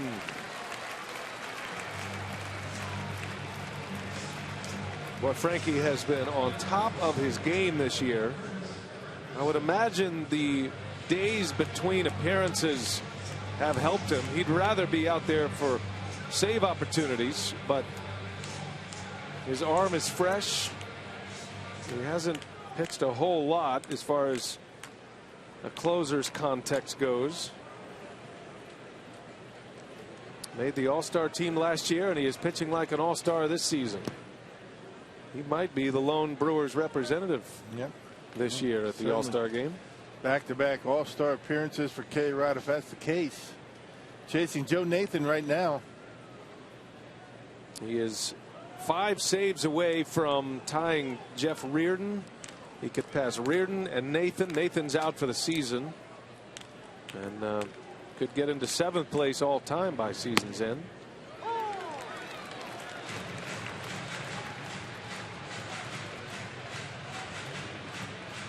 Granderson, a home run and a walk.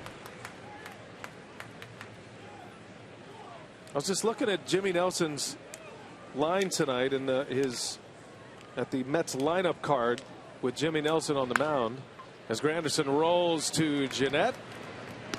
Out number 2. He realized that Jimmy Nelson only pitched from the stretch to 2 batters tonight. Yeah, that's it. He was in the stretch to face Tejada in the 6th. He was in the stretch to face Campbell in the 3rd and got a double play. Yeah. He had 6 3-batter innings. It's pretty good work. And an out away from securing a win for Jimmy Nelson. Ruben Tejada.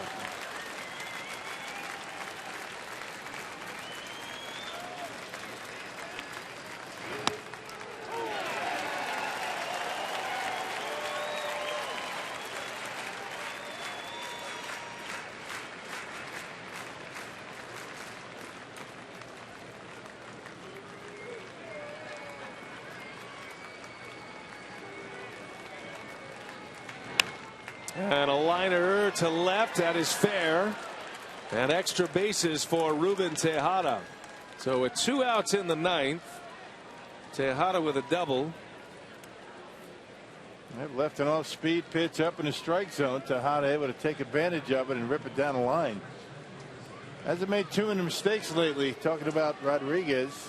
This is one that Tejada takes advantage of. Out over the plate, up in the zone.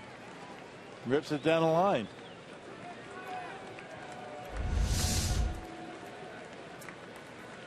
Tejada with his first hit of the night. It's only the 3rd hit for the Mets tonight.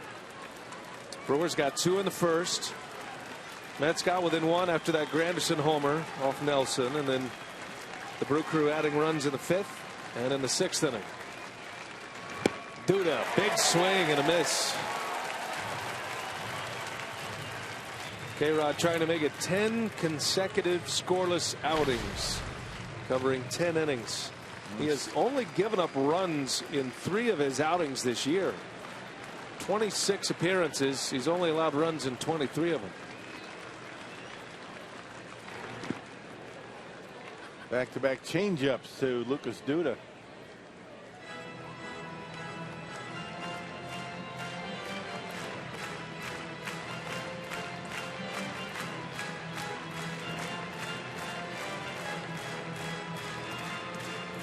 Talk all you want about change-ups and curveballs. It's all been about fastball command for Francisco Rodriguez this year. It's been very good on both sides of the plate. 1-2. And the Mets down to their last strike.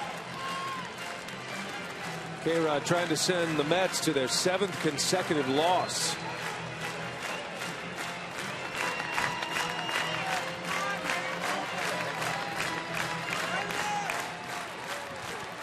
Lucas Duda at the plate. 1 ball, 2 strikes. Brewers by 3. Mets have a man on. K-Rod deals in the dirt. Lucroy blocks it. Well done. And the count evens at 2-2.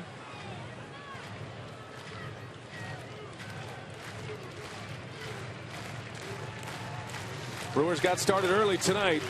First 4 batters reached on hits, giving Nelson an early lead. 2 runs in the first inning. Bartolo Colon on the hook for the loss. He allowed 10 hits and 4 runs tonight.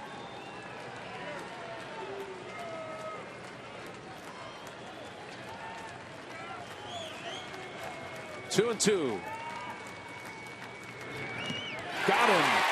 Lucroy tags him. Nope, got to secure it at first. Does so, and the ball game is over.